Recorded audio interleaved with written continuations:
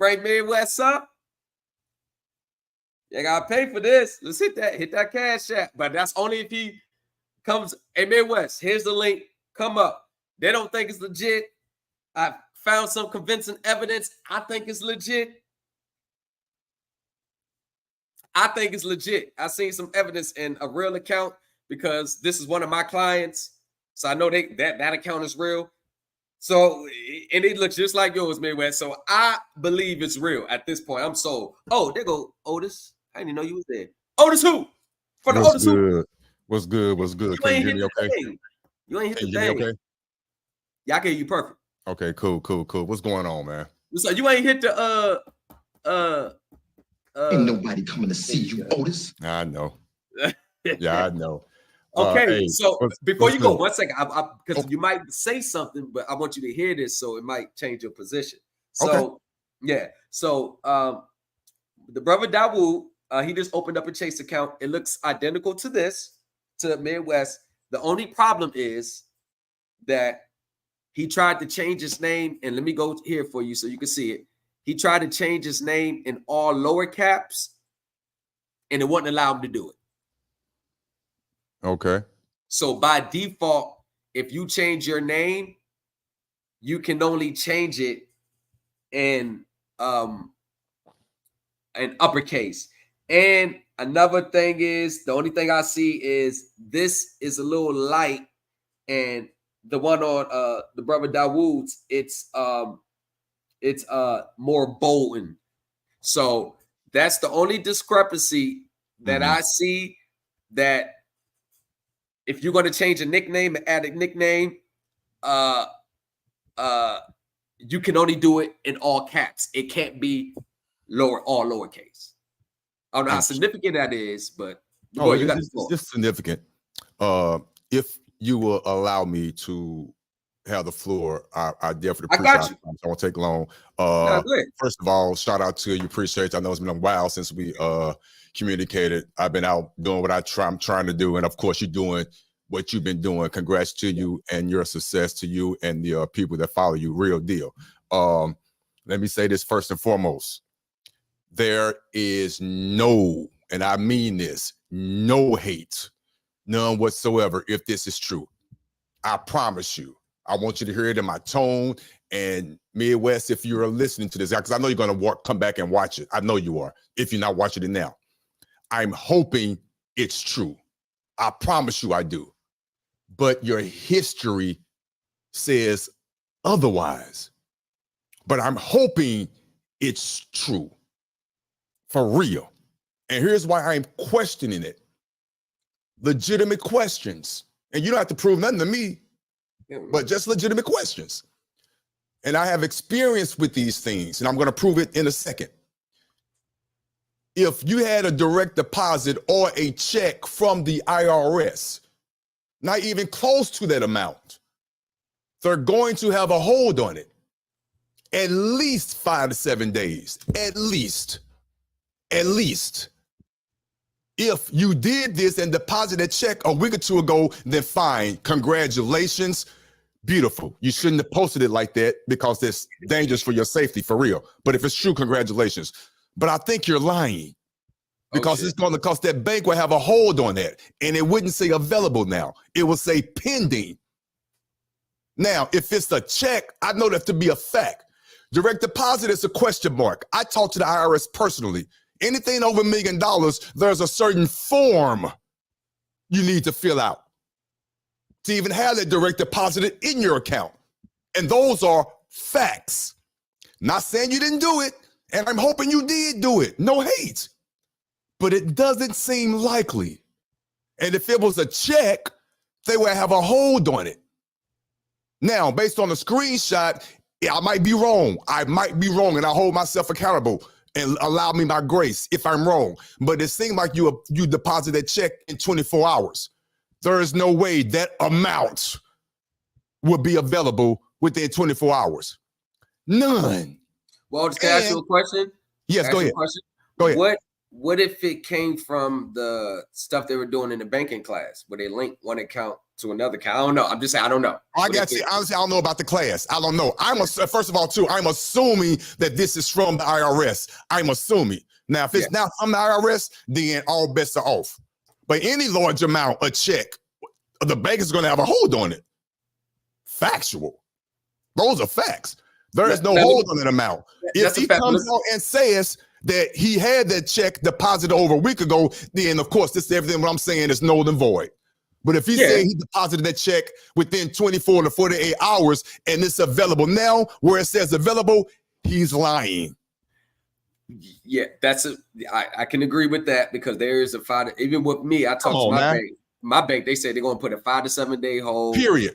And it depends on, and they go by the history of your deposits. If you got a history of getting a lot of big deposits, then they'll give you some leeway. First of all, that amount and that account is not used to that amount, which is not, it's automatically red flagged. Yeah, that's a big amount for that account. That's a big amount. Come on now, and I'm not hating, but that's life changing. That's life changing right there. That's life changing right there. Bro. If you know what to do with it. No, that's $1 million. That's 1.5 million in seed money. That's how I look at that. That's like a hold. They putting the hold on that check, and I promise you too. And I'm not lying. I'm not. I know at least 5 people that something happened to them within the last 2 months. They got funds from the IRS, a check. They deposited in their account. All true stories. All of them were mid 6 figures. I'm not lying to you. My name is Otis III. I'm not lying to you. They got the check. I've seen it too. Oh, you ain't heard nothing. Hear me out though. You ain't heard nothing. You ain't get to the good part yet. Okay, let's go. All of them had to return that money. They either got their account frozen or they got the knock at the door from the IRS asking for that money back. And those are facts. Triggered. That's true. Triggered. So even if it is true, that hold on. We're about to take it back. Bring that one back from the top. Come on, man. Facts. I'll go back to the top. I know at least 5, and I'm not lying. I put it on everything. I know you ain't lying because I've seen people that happened to them too. Thought Listen, they was doing it right. They got the checks deposited in their account, or they deposited to the account themselves. They went to the bank. The bank told them 5 to 7 day hold.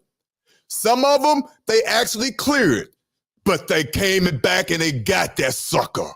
The other 2, the banks actually returned the checks back to the IRS. Factual. I don't know of anyone who actually kept the money.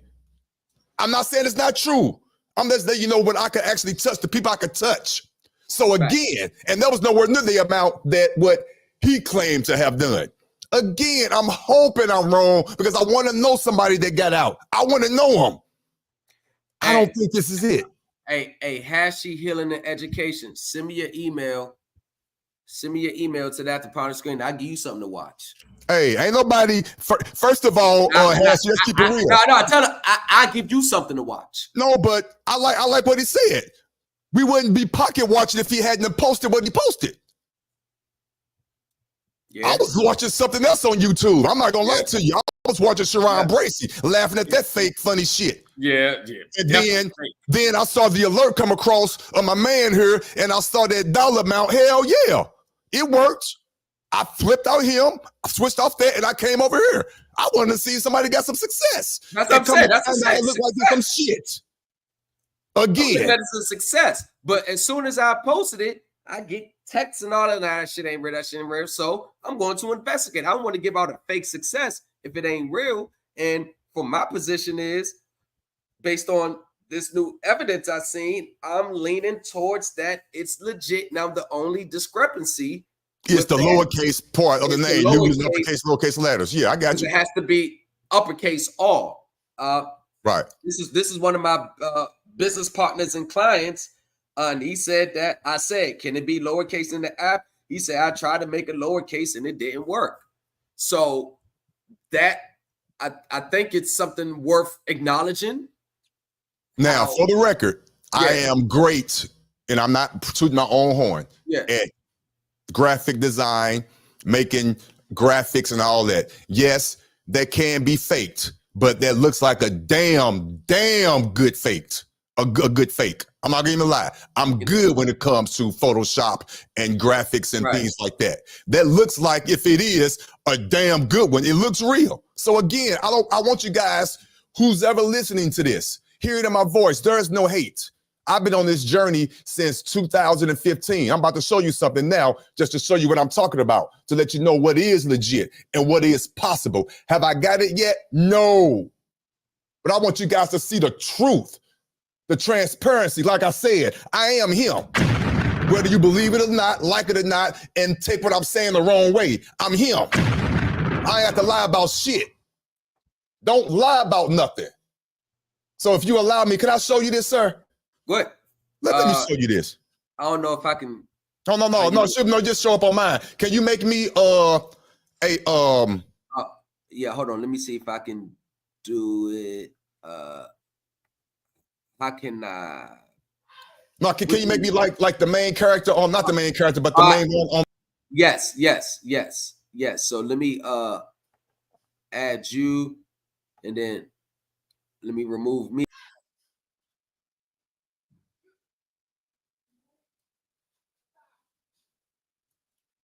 Let me see here. Okay, is that on screen? Can you? Okay, there you go. Okay. Let me see.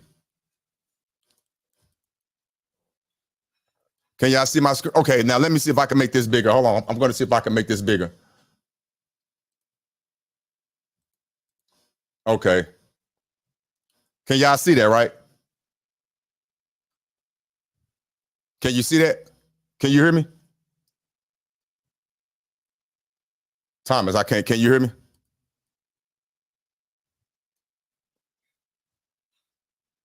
Thomas, can you hear me? I don't know if you can hear me or not. Thomas, can you hear me or no? I can hear you.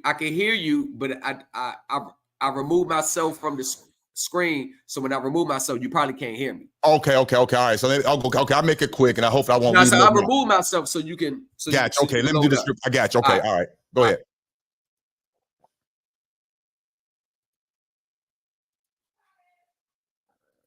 All right, real quick. Hopefully you guys can hear me. This is a IRS transcript. Now, I'm not going to go get deep into it, but in 2022, okay, I didn't have any income. That's a long story. I don't make any income. My trust does. Okay, so just go down here. Go all the way down here. Fiduciary. The fiduciary is a trust that I have. That is my trust, 1949. I'm the fiduciary. Well, the trust is. The beneficiary, as you can see, is my all caps. Here's my last four. Now, here's where it gets interesting.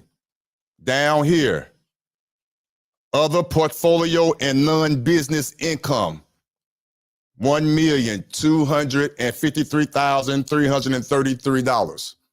Okay, that is a transaction that my trust did with my all caps back in 22.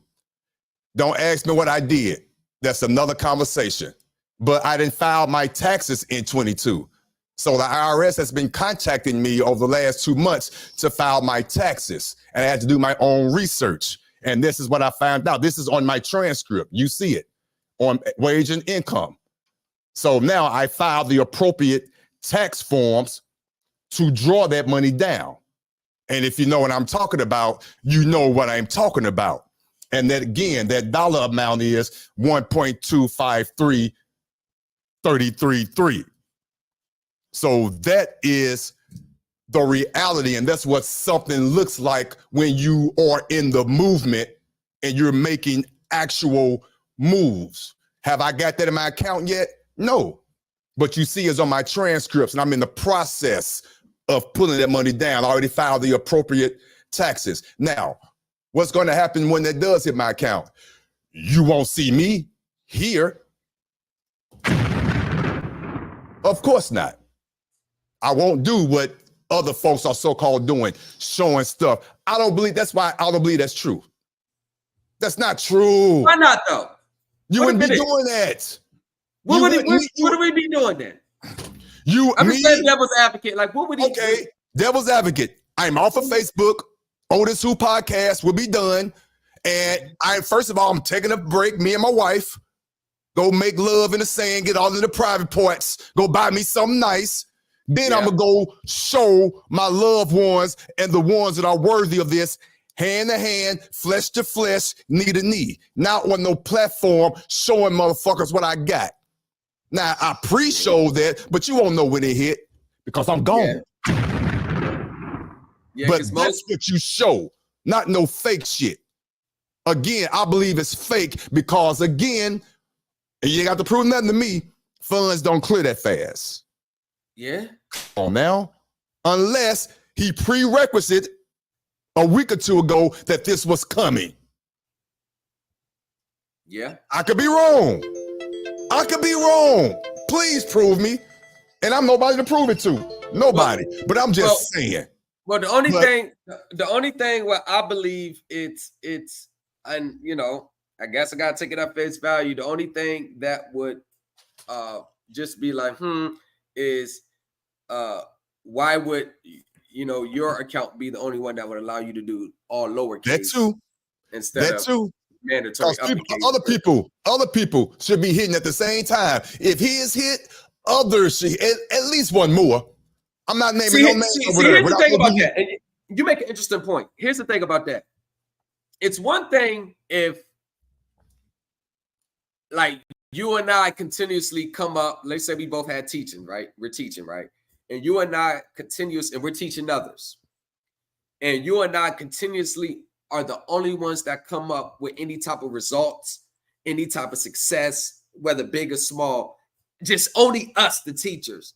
But the people in the group are not really coming out with somewhere. They ain't got to be the same amount because we've been doing it longer, but somewhere close to start getting results like, hey, Otis, I listened to what you said. I got this done. I'll be like, yo, Thomas, I listened to your videos. I got this done. I appreciate you. So only thing what people would say, it appears that everybody that appears to get success over there is like they always seem to go dark.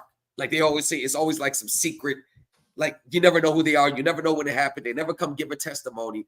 You know, I even had my mom give a testimony. And my mom, she ain't gonna lie for me. I gave her testimony. I had other clients come on and give testimonies. I had other clients come on. So it's like the only thing is like people don't really want to see like you and I with results, like if we're in a teaching capacity, but like the student starts to get results. You see what I'm saying? It kind of strengthens it. So with the lack of that, which we can only see what's in the public, lack of that, then of course other people be like, there's only like 10 people always in your live, only 25 people on it. You only got whatever that views. I really don't pay attention to all that. But with 12,000 subs, there should be at least about 200, 300, 400 people in your live every time you go live. I mean, that's I'm gonna go there, of course. Yeah. No, but that's just the algorithm, how it works. But the only thing I would say is that my client, he sent me a legit, it looks identical to that. And I asked him, I said, can it be in lowercase in the app? He said he changed his name for me and it's all in uppercase. And he said, I tried to make it lowercase and it didn't work. So when you go here, when it goes here and it gets to this part, it should be JD LLC in all capital letters, unless his app allows him to do it, but it doesn't let another client that a customer of Chase don't do it. Listen, all that what you're saying is plausible. Seriously, again, I don't want people to think I'm hating because I don't want it to come across as hate for real. So let me say this. Like, there's a lot going on in my head. One, I'm not a teacher. Yeah. Because I'm not a teacher because people tend to not want to listen to you and take everything you say for face value, but then add their own shit to it, and it never works out. Never. And also, too, when I was trying to explain to people is you wouldn't know what the remedy looked like if it smacked you in the face. And that's the truth. Because each remedy is going to come different. Yes. And you have to know how to handle it when it comes. People automatically assume, not to get on my soapbox, you just send out forms and whatnot, and the debt would disappear, or you would get a magical amount in your account and you're not going to get any pushback and it's going to be all rosy. That's not true. So that's why I stopped so-called teaching a while ago. I just take care of myself and live within my own. Now, with that being said, I'm not even upset with you, but when you gave your show yesterday, it was so funny because it is some assholes out there, the so-called sovereigns who's trying to handle court cases on the side of the road with the police. And I would have broke that dude window yesterday too. And for those that don't know what I'm talking about, Thomas does a great job on going over previous videos of individuals who are claiming to be so-called on the do not detain list and all that. Fraudulent, just doing ridiculous shit. But that's the subject. It's not the people that's doing it right, though. But Otis, let me say that it's not the people who do shit the right way. Thank you. I was about to say that because I'm one of them. Thank you for saying that. Because I'm one of them. That's why I wanted you to watch my old video that I made months ago. I see your court case, so you ain't have to convince me. Right, yo, you're right. So I know your court case. So it's not the people who's doing it right. Right, the people that's doing it wrong. Exactly. It's the people that's doing it wrong because it's funny. Right, and it's funny as hell. It's funny as hell. And like you said, and like Pop said, motherfucker, I wouldn't be pulling you over if you wasn't in my if you're not in my jurisdiction. And that's true. Because I don't get pulled over. Famous nobodies don't get pulled over. He did his way with a DOT, whatever, which is fine. I did mine totally different. Hey, ain't got nothing to do with the DOT. But the end result is the end result. That's all that matters. I can care less about that. But you notice I've always said, now there's some people who do it right, and the people that do it right, they don't ever go through this. Right. They don't. Because even before I know, I said this: if you're doing it right, there should be something that is in the system that when they run you, something should pop up. Right. Like bypass, unless he's just doing something egregious. Bypass. So the fact that they're getting pulled over means something wasn't done in the system correctly. That is accurate. You are correct. And you are correct. Because those people believe that I don't care about you want to be where you want to be from, which exercising your rights, but there's a proper way to do things. Their belief system is, since I'm outside of your jurisdiction, I don't have to register or do things the right way. I can do it my way and then argue you down if you challenge me. Mm-hmm. That part. That's the only class of people I'm talking about. I ain't talking about the people that do it right, because I seen your results. Famous nobodies, I seen his in real time. So I know there's a right way to do it. Right. But Taquan is a one that was actually selling this stuff. I got a firearm, convicted felon, all this. So you're supposed to be the great teacher, right? Mm-hmm. You're supposed to be a great teacher. You should have never even been sitting there that long. Remember, I know real people from the Moorish Science Temple. I know real ones. They despise these people. Right, that part. They despise them. Because even people I know from the Moorish Science Temple, they all do shit the right way from what I've seen. They do the right way. They follow the proper forms. They follow the proper documents. They're always in compliance. The fact is, they don't like that they're using their name. Exactly. They denounce that. You are actually correct. 100% correct. Yes, you are. Right. But yeah, but check this out. This is beautiful. Let's digress. Let's go back to let's go back to it. Because this is huge. We have someone that is claiming to have made it with $1.5 million. They actually went live and showed that and told people that $1.5 million. And again, let me make this clear. I want to go on the record. There is no hate in my voice. I'm hoping it is true, for real. But based on the individuals that I know of who didn't do whatever he did, I don't know what he did, but who have done whatever and has gotten six-figure checks deposited, but never was able to hold on to it. I'm going off that experience. And I'm going off of my own experience and what I know about banking by doing it myself and by dealing with this stuff. I know for a fact, and you can attest to this, and I wish I could have a form, but just Google it. Just Google, put in the right word. It's going to come up. Google what form you need to have more than $1 million direct deposited into your checking account. If that's what he did. Can I say Google it. You can't just do that. Coming from the IRS. You can't do that. Can I just say the form? Yes, go ahead. It's the 8888. No, no, it's one more than $1 million. It's another one. It's not 8888 because I did that as well. But it's another. It's not 8888.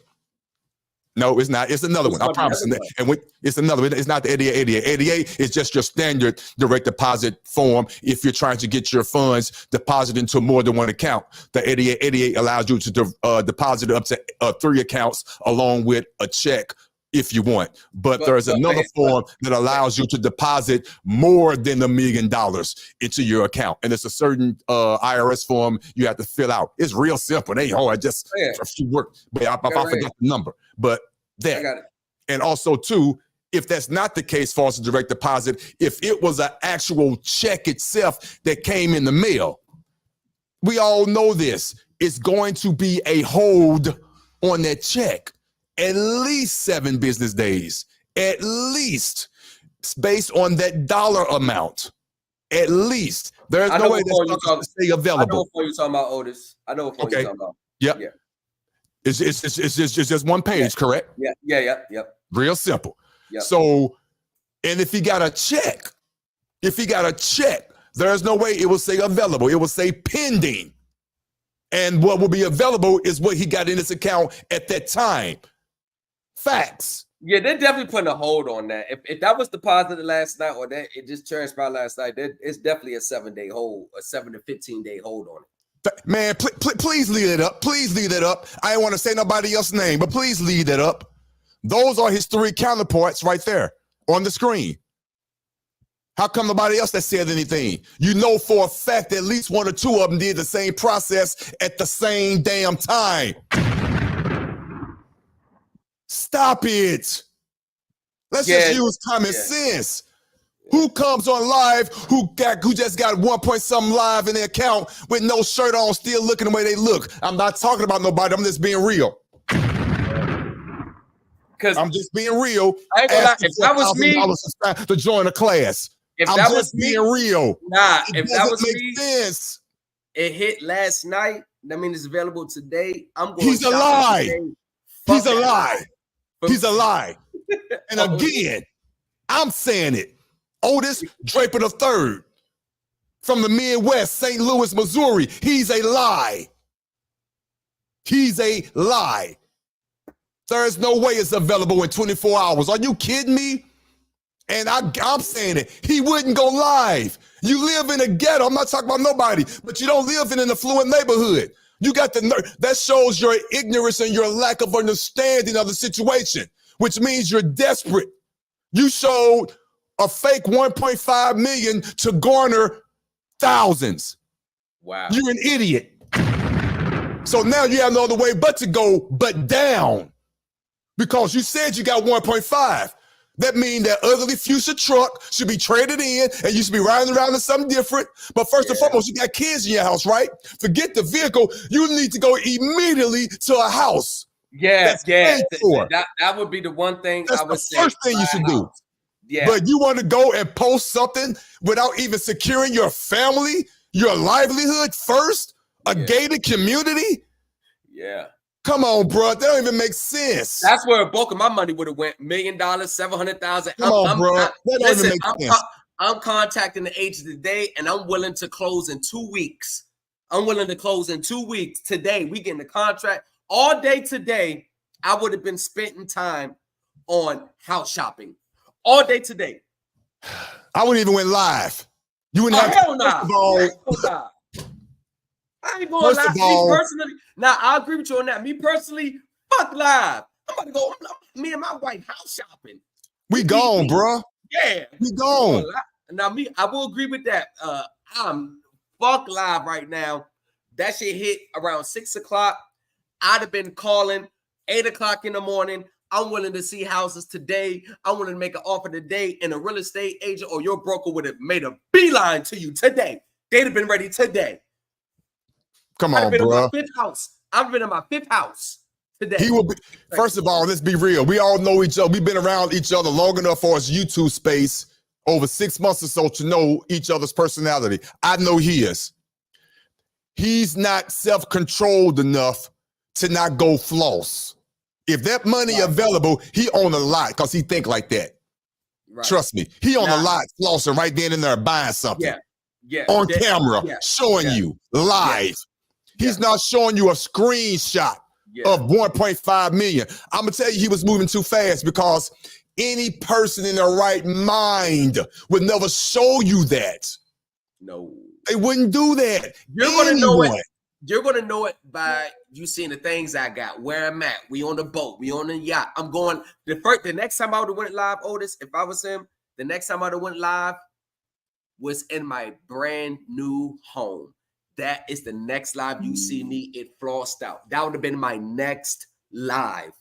And then I would in the car showing the logo on the back headrest or something. Something. Yeah. Something. Not this. Not your bird chest with no clothes on and you still ain't got a haircut and your face. Man, stop it. Stop it. And let's just use common sense. Let me stop with the ad hominems. I'm being funny, trying to get laughs. Let me keep it real though. How come you're the only one? Whereas at least just one more person. At least one more. Now, for the record, I can't say this. It's a double-edged sword.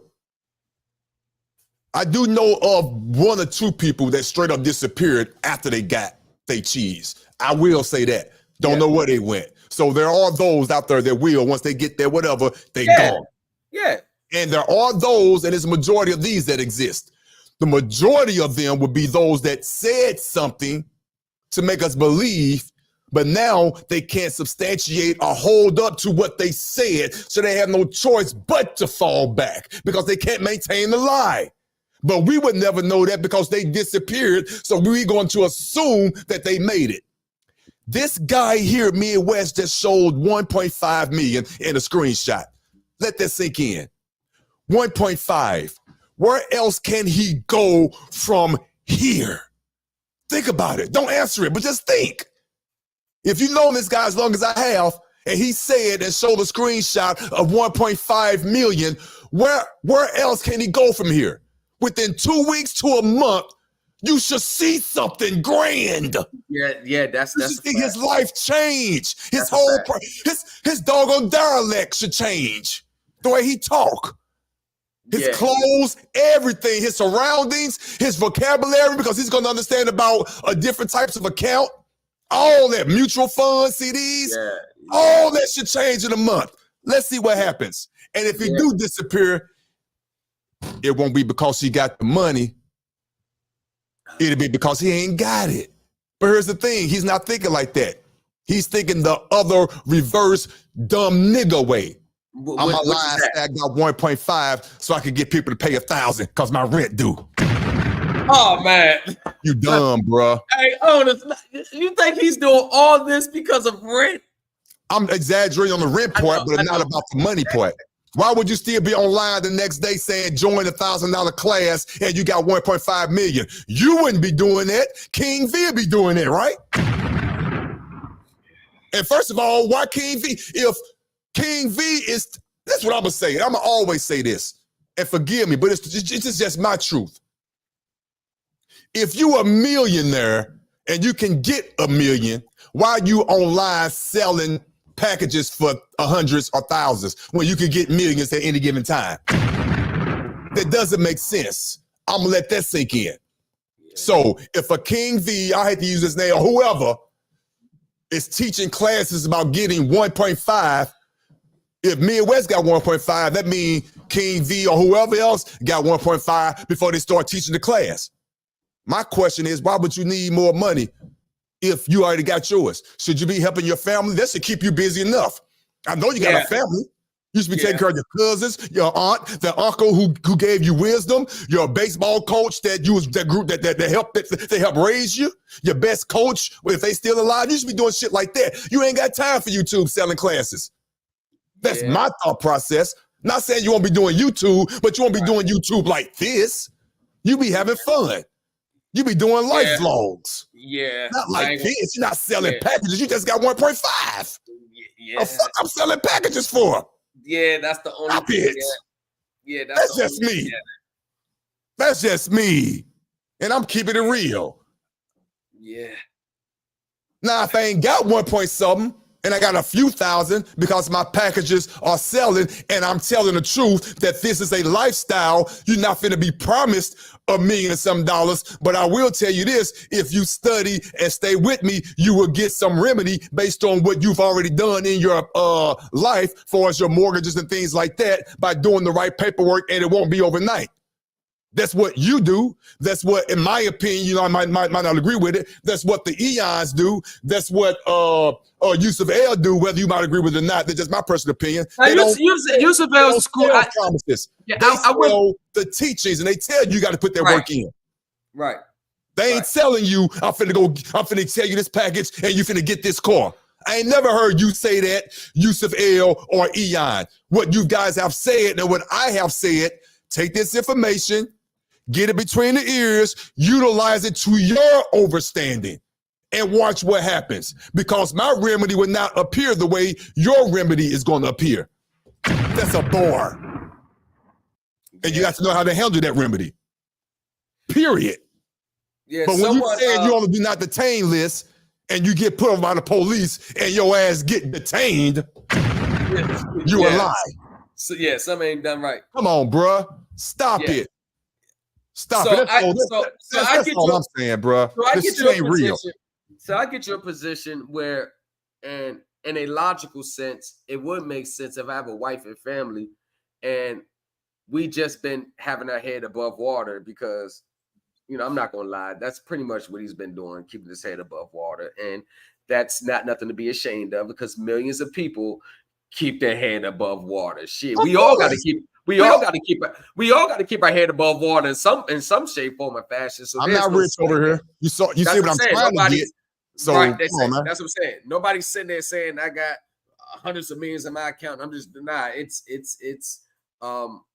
but I actually run a legit business. I actually give out W-2s at the end of the year, and I actually gotta have on my account, and I actually pay professionals to go over my shit, which spanking me every month, but it is what it is. But I actually pay professionals, an accountant and a lawyer to look over my shit before I send it out. So the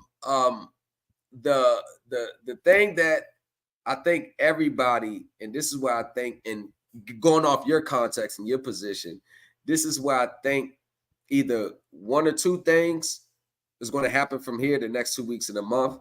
It's going to be a breeze. It ain't going to be no pressure. It ain't going to be nothing. On the flip side, it's really going to start a downward spiral because I don't care who you are. And let's just move it away from Midwest for a second.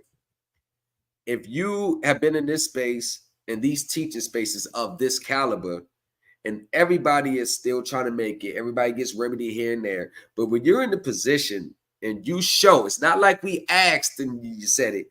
Right. You show 1.5 million.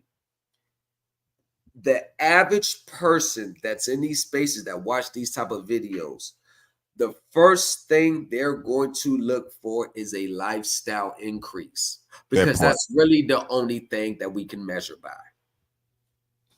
Thomas, can I say this? Go ahead. Watch this. Somebody need to hear this. Uh-oh, thank you. Watch this. Watch this. Since he made that announcement, and I'm not going to apologize for what I'm about to say, how many dumb motherfuckers paid $1,000 to sign up for that class? He walked away too. Hey. I guarantee you it's at least 3.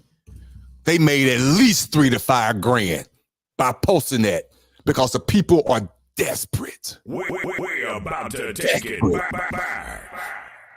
It's what? It's 15 people here listening right now. I'm finna say it.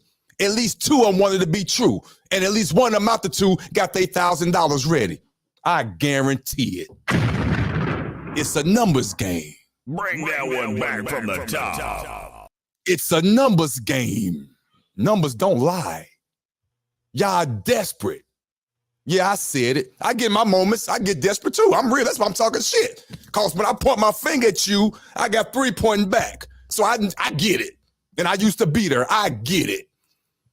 but I'm a realist too. Ain't no hate in my blood. I want this shit to be true, so real, so bad. But when I sat back after I hit my little blunt, I said, this motherfucker lying. Just based off what I just said. Just based off what I just said, the factual facts about direct deposit, about money, that amount being put in your account within 24, 48 hours without no hold, without a hold. We got to be real. We got to be smart, people. We got to be smart. And this is the thing. If let's say it hit and clear, the bank would have called you and said, hey, we need you to come into the bank. We need you to start. You don't want to have, they would have convinced him, yo, come in the bank. We don't want all your money in their checking account. And as soon as he got there, they would have hit the red button under the table. Hey, listen, we got the best wealth management. Hey, we got private bankers. We got the trust. Chase is a big ass bank. They're one of the biggest banks in the world. They would have been like, yo, you got all this money. Let us help you manage it and grow. So that right there is a 7 to 8 hour thing because you got to go over contracts. You got to read everything. And they would have had him in there setting up multiple accounts. They would have called him like, yo, come on, bro. You need to come put your money here. Put your money here. Please come into the bank. We need you to come in. And listen, you got 1.5. We think you should put only 250 here. We got a wealth account for you. Do you have kids? You may want to think about opening up a church. They would have helped you lay it all out. All that.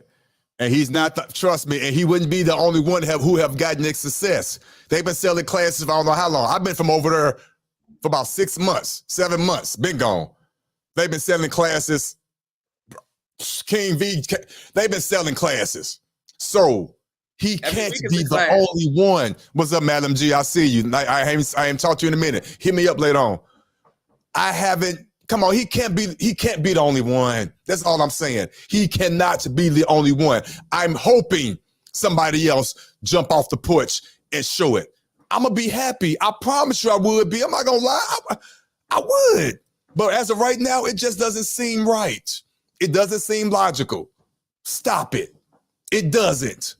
And I'm just speaking of the fact because I know how banks act. They see all that money. They're trying to maximize the profits. Because every deposit you get, they get the, fractional reserve lending. They're going to benefit from it. So they're damn near force you into the bank like, yo, we got this investment. We got private banking. We got private wealth. We got trust funds. We got investment. You don't want to have a 1.5. Leave 250 here. Here. You need to put another 500 here. Yo, we got the best. They're going to be spending an hour just selling you. And guess what most people do? Yeah, let's start it. Let's invest it. You got to sign contracts. All that. Well, like that would have been a 5-hour thing today. Me personally, if I would have got that, that's what I would have been making sure all my accounts are protected, set up. And that's like a 5-hour thing. I wouldn't have been on live. I'm sorry. First of all, you have anxiety. You have bubble guts. You're trying to see if it's going to, you can. First of all, let's keep it real. I wouldn't have slept last night. I wouldn't have slept. I'd have been up at 4 a.m. I'm taking the kids to school today. Can I be real? First of all, we already established you can call. You don't have to take my word for it. You can Google it or just call your bank. Ask them how many days hold are they going to hold on a check for 1.5 million. Ask them. Actually, don't even ask them that much. Ask them how long. Ask them how long they're going to hold a check that's for 70,000 or 50,000 or 20,000. It ain't got to be that high. It's going to be 7 days. Like 7 to 15 days. It's going to be at least 7 days. 7 to 15 days. This guy showed you the deposit that he made, so-called, and it was available in less than 24 hours. 1.5 million. Hey, Otis, I need you to talk to everybody right quick. I gotta use the facilities. I've been holding it for an hour. Okay, go ahead. I got you. Go ahead, talk to everybody. I got you. But real quick, again, this is not a bashing situation. It is not nowhere near a bashing situation. I just want people to use and utilize their common sense. And again, I want it to be true. And if it is true, I'm still not going to pay $999 for the class because I just don't feel that. But if it's true, it's true. And go for it. But put yourself in these situations. Just use common sense. That's all I'm asking people to do. Just use common sense. Put yourself in these situations. Whatever you did, you got $1.5 million and it was deposited into your account, whether it was direct deposited or a check, and you did that in 24 hours. You mean to tell me you woke up the next day and it was available? Not true. Now, let's say, for example, he did deposit it over a week or two ago. Okay. And it didn't hit until last night. And it's true. I know of this gentleman. I don't know him, but I know of him. I know of him enough to know that he can't hold water that long. I'm keeping it real. It might be hard for me to hold water that long. He's on YouTube every day. You mean to tell me for the last 2 weeks he didn't slip up and say, hey, I got something pending, y'all. I can't say it yet, but I got something coming. Yeah. He didn't do that. He's a liar. Hey, y'all, come up, click the link. Come up. Hold on 1 second. Y'all, come up, click the link. I want everybody to give your take. This is an open panel. Everybody could come up. If you agree, if you disagree, you can come up. But if you come up here talking crazy, I'm just going to ban you and remove you, because we're having a civilized conversation with common sense. The topic of today is Midwest. Let me just go ahead and give people an overview. Midwest posted a short that he received $1.5 million today. Well, as of yesterday. There were some questions about the legitimacy of it. I had someone, one of my clients and a good brother of mine, he showed me an account that looks identical to what one Midwest shows, and he just got a 5-figure amount in his account for closing. And the only discrepancy was at this point was, as you can see right here, JD LLC is in all lowercase, and he has Chase as well, because this account is from Chase.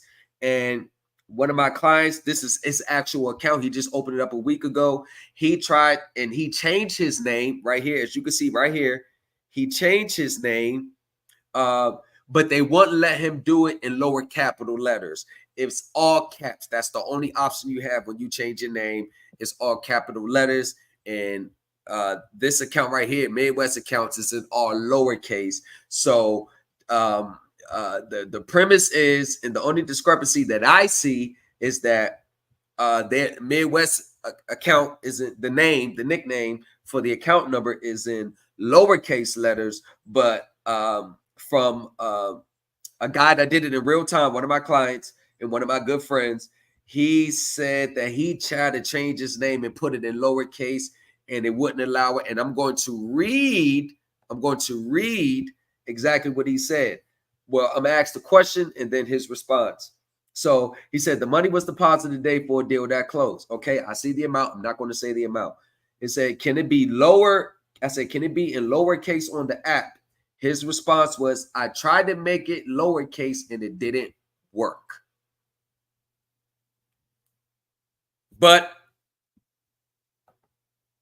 Midwest account is in lowercase. So that is where we are at.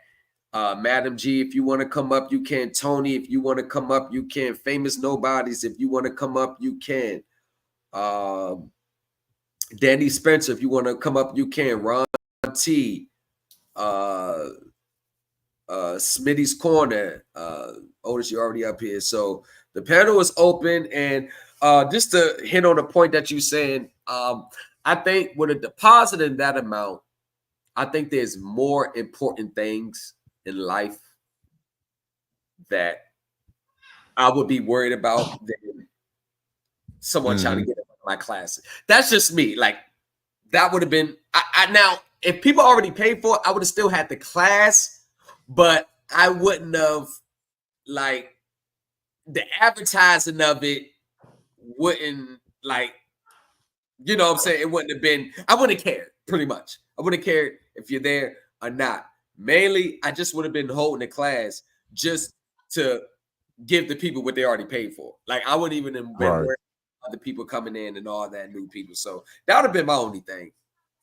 Only time would tell. Again, for those who's just joining and who's been here from the beginning, this is not a bashing session on an individual. Not at all.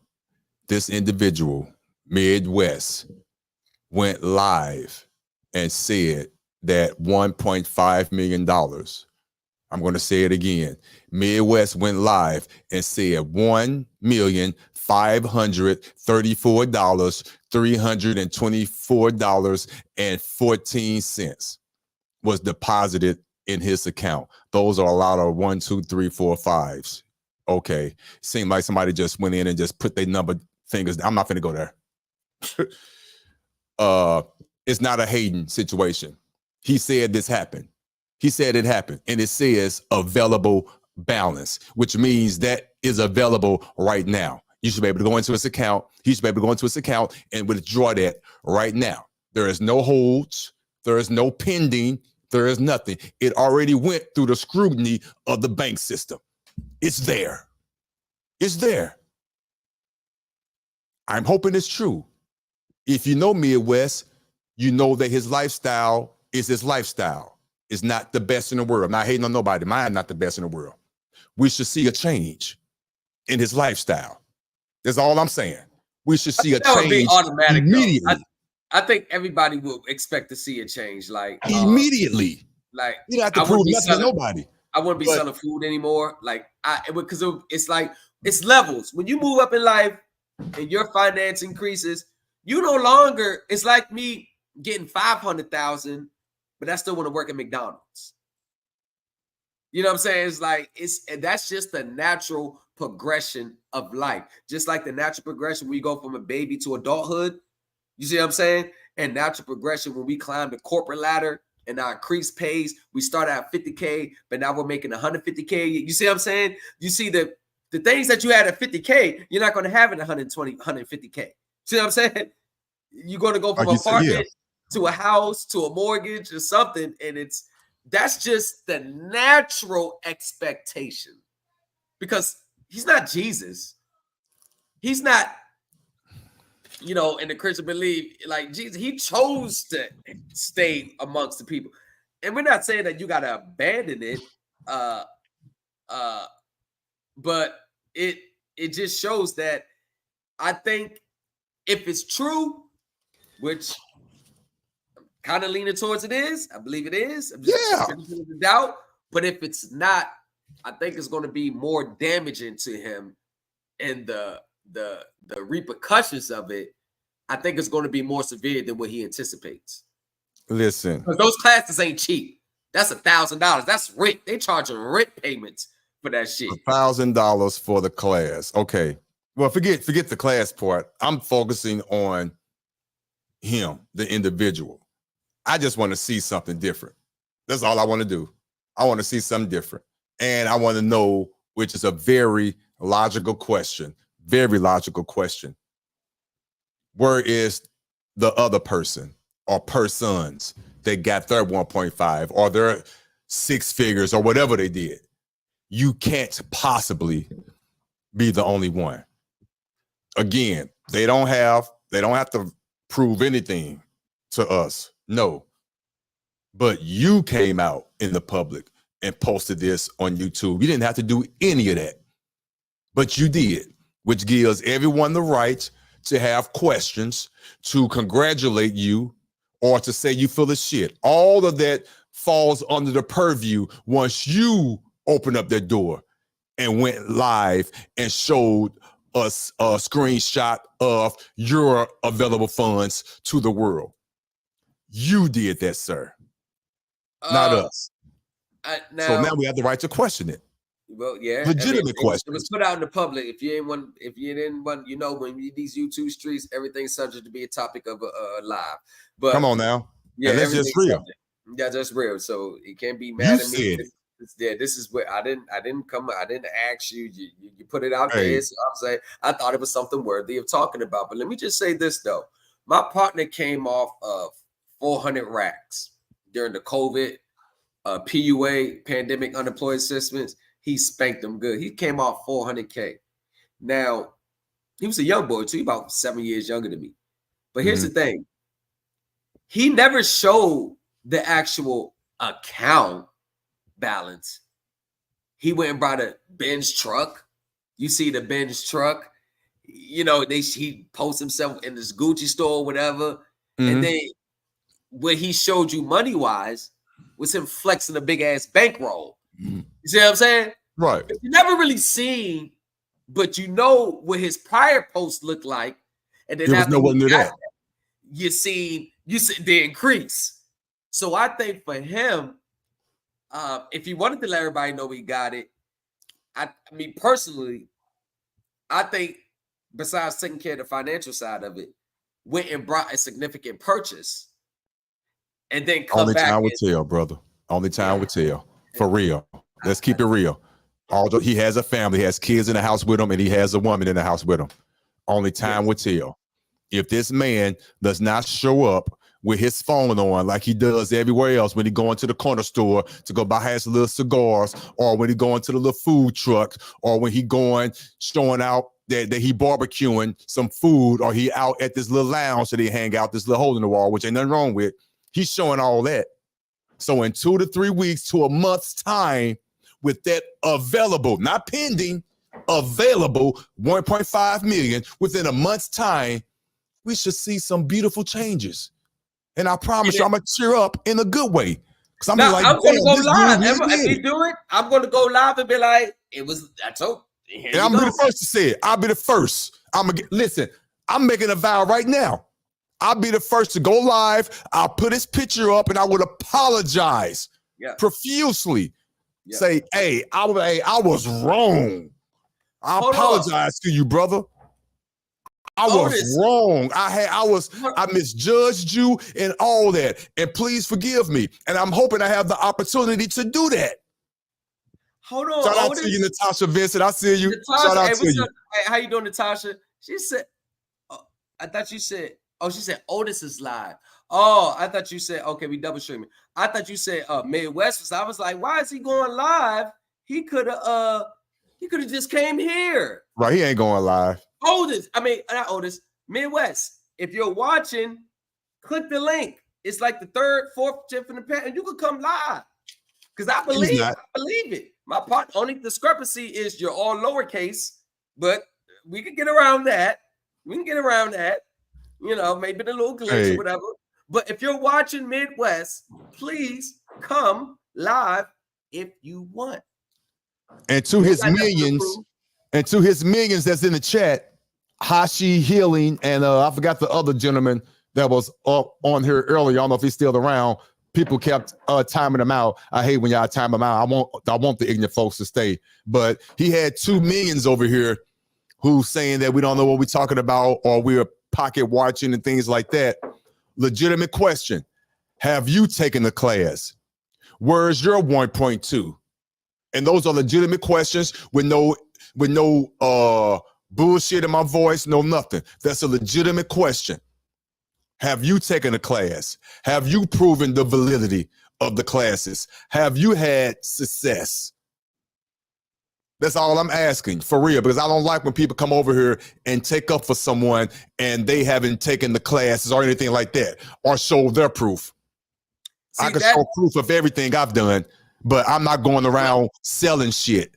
I'm not going around talking about stuff that I'm doing this and doing that. I don't do none of that, but I can show proof. I already showed earlier what I have going on. I didn't lie. I didn't say that amount was deposited in my account. No, but I showed you a true IRS transcript that I told you what I did. I didn't tell you step by step what I did. That'd be stupid. But I told you a transaction was made from a trust to, which is the fiduciary, to myself, the beneficiary.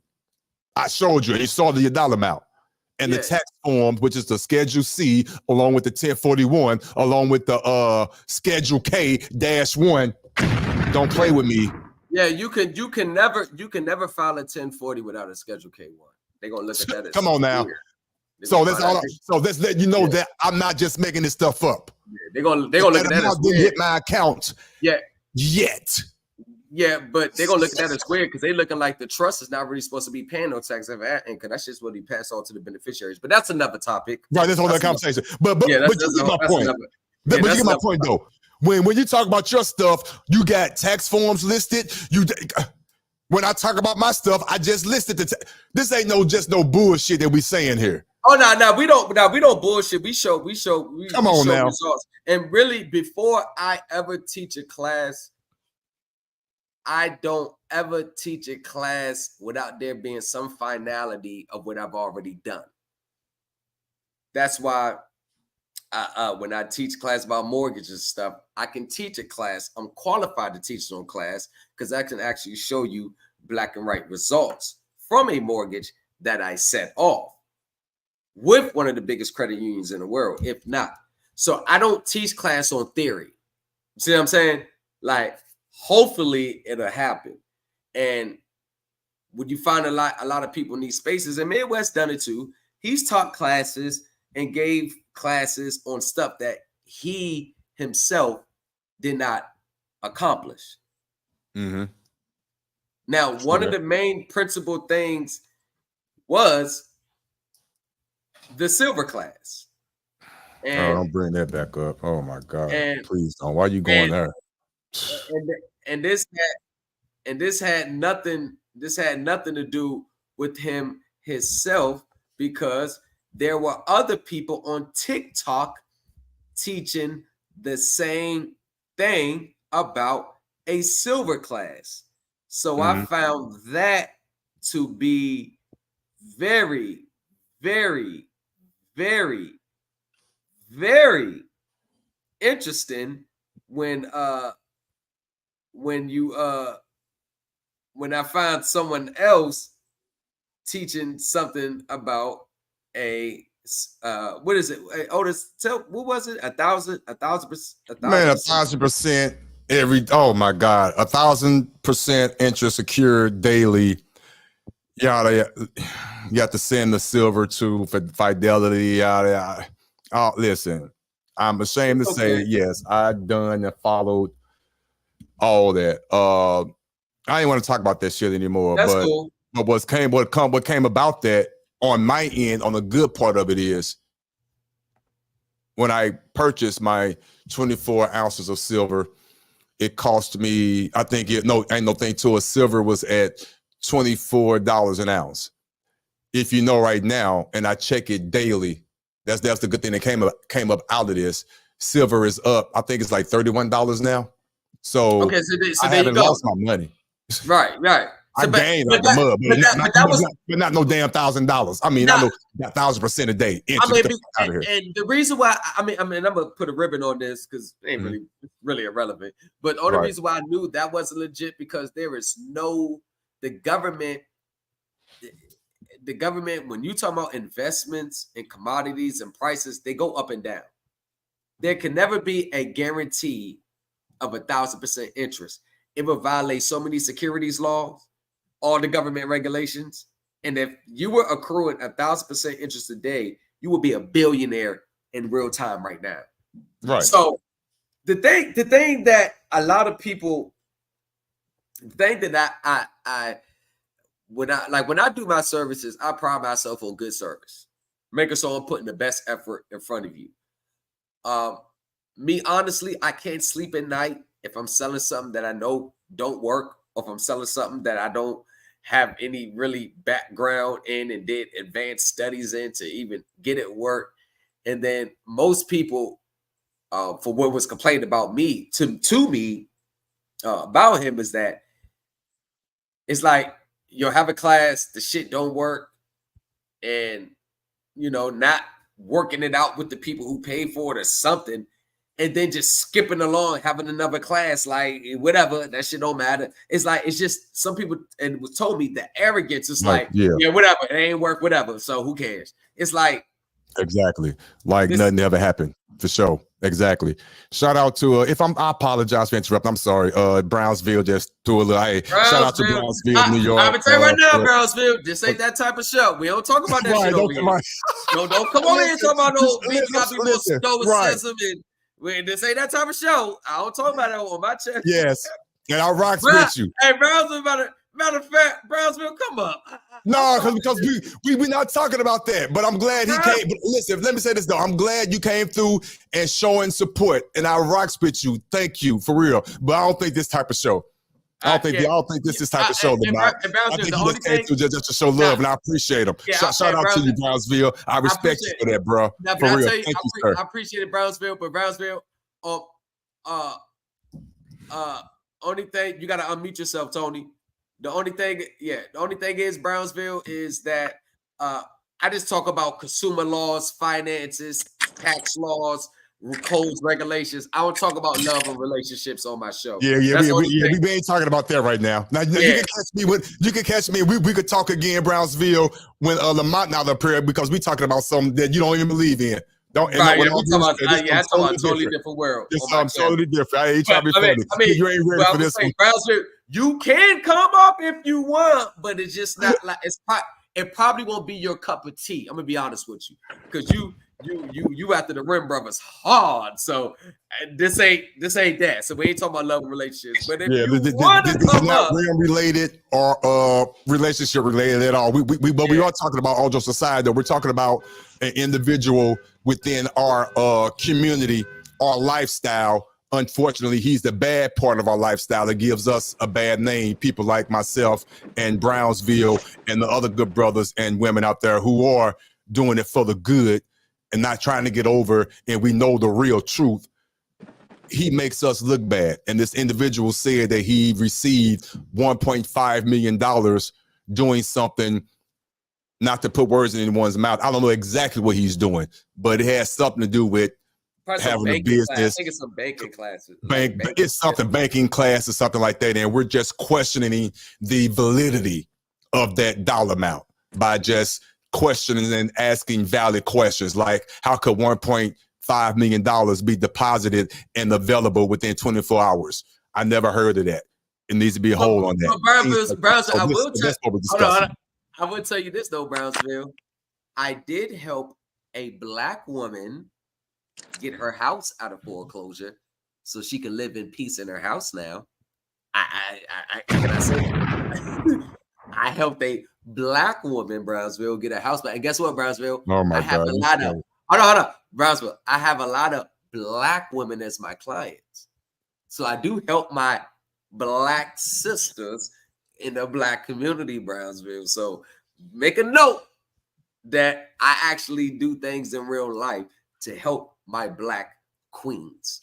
Now, I know I'm sounding like I'm playing, but no, I really do this shit in real life. So we have on the stage, I help my Black sisters out all the time. And to be honest with you, Parch, I'm be saying this, I be giving my Black sisters the biggest breaks because a lot of them be in situations where they just need help, and I work with them. So I'm very understanding of my Black sisters because my mom was a single mom with 3 young kids. So I don't hate Black women. I love Black women. I'm married to a Black woman. I have Black daughters. So I help my Black women out at all costs if I can, because my mom is a Black woman and she was a single mom with 3 kids. So just in case anybody had any questions, I was a Rim brother. I was just about to say that, man. You beat me to it. Just don't show him any cases you being a Rim brother, because he's gonna get just in case. I'll rock with Brownsville, but trust me, you get, man. Hey, Brownsville, come over with this shit, man. Yeah. Come on. So Tony, hey, famous nobodies, come back if you can. Tony, welcome to the show. What's up, Tony? What are your thoughts? Famous nobodies. That, Tony? Yeah. There's Tony. What's going on, Tony? Famous nobodies, come back if you get a chance. We would love to hear what you got to say. Tony, what's up? And I like that car too. I like that car too. Yeah, I got my moms, man. There's a story behind these cars I'm gonna tell you today, but it's similar to what your partner did with the little, back in 2020. My brother that actually recently passed, God rest his soul. He was able to, we're able to change a few lives and help some people out within our family and stuff like that. So, and I'm glad I was there to help him with it because, he's not one of those people who got caught up and saw prison time and all that extra stuff. Okay. But yeah, man, my thoughts on the situation. So I come from I would say not an era, but I come from people who live in an era where if they need to make some shake and they need to make some happen, and they know they can afford to pay their bills, like they ain't run away from their obligations or anything like that, but they just need that little extra, like, okay, I just need to get through the door. They know how to make some shit look real. And a lot of things can appear to be real, and there's a lot of things that, you kind of got to